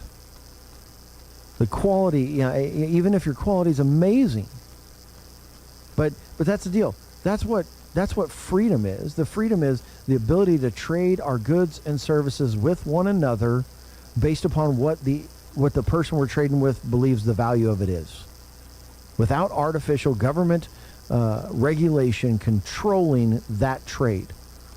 If I can't trade my labor to someone for $5 an hour, then I'm not free. You understand? The person who's being forced to get the $15 an hour is hurt by that as well. You think, well, how can that be? Because they're getting $15 an hour. They're making a living wage or whatever, how you want to call it. No, the truth is they might have been able to go in and start out at $10 an hour and work their way up quickly to $20 an hour. But now because their boss has to pay everybody $15 an hour, there's much less room for advancement and getting raises because the business owner's pocketbook is crushed by artificial inflation of the value of labor. But this is what this idea leads to, this Marxist communist idea that our government is somehow empowered to take care of everyone from cradle to grave. What it says is us here in the legislative body, us here in the governing bodies, we know how evil you are, and we know you're not going to take care of one another, so we have to do it for you. And in order to do it for you, because we're so much more benevolent than you, we're going to take your money, make you send your money to us at the threat of imprisonment so that we can then dole it out to others. But in order to do that, we need to hire 10,000 people or 87,000 new IRS agents so we can make sure we're getting your money. And those people are going to take a cut of the money that we're taking from you. And then the people who distribute the money out are going to take a cut. And in the end, the people receiving the money aren't getting half of what, or they're getting less than half of what it would be if a local community would just take care of one another. The government is not responsible for taking care of people. And I'll take this even as far as, so some people might be upset by this, the government isn't supposed to take care of us in our old age. It's not right. That responsibility belongs to families and the church. So if we go to Scripture and we look at it, we look at the Scriptures over widows. Who can be enrolled in the church as a widow? Well, what did it mean to be enrolled in the church? Well, if a woman became a widow and had no means of supporting herself, had no children, had no family to take care of her, she could be enrolled in the church. The church would take out of their funds to help feed her, help house her, and she would do work with the church in order to be protected. So the church became her family. The church became her husband. But it says if young widows go get remarried, and it points out that if a widow had a family, especially sons, they're to care for them. So in our old age, we should be working hard and diligent enough throughout the years in order to have enough money to take care of ourselves. Plus, there's no concept of retirement. And I'll go off on a really wild tangent if I get there, but there's no concept of retirement. So as much as people want to go, well, Medicare, Medicaid, all these things are good, they're helpful, but they're not a biblical form of governance. The Bible does not assign to the government, to the magistrate, to the state, the responsibility, the right to, or the authority to have sway over people's lives by becoming their family and providing for them. Families provide for families. Churches provide for people in their church. Communities get together, and if you got enough people with with funds and ability. You take care of those who are indigent and struggling. We give one another jobs. We trade our labor. We trade our goods. That's what a biblical society looks like. And we have gotten so far astray from it at this point that we think it is right that the government control our schools, control our hospitals, control our retirement, control every aspect of our life. You're forced to go on Medicare at a certain age. How ridiculous is that?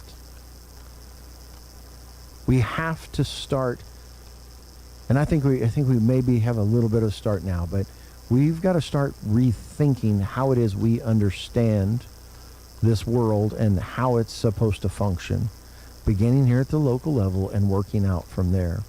We need to make sure that we're turning to God's Word, seeing what it is He says about the ordering of our lives, and then living according to it, without question, without complaint. It's hard. It's hard taking care of parents. It's hard taking care of children. It's hard taking... Yes, and amen. That's what life's about, doing the hard things. So we need to stop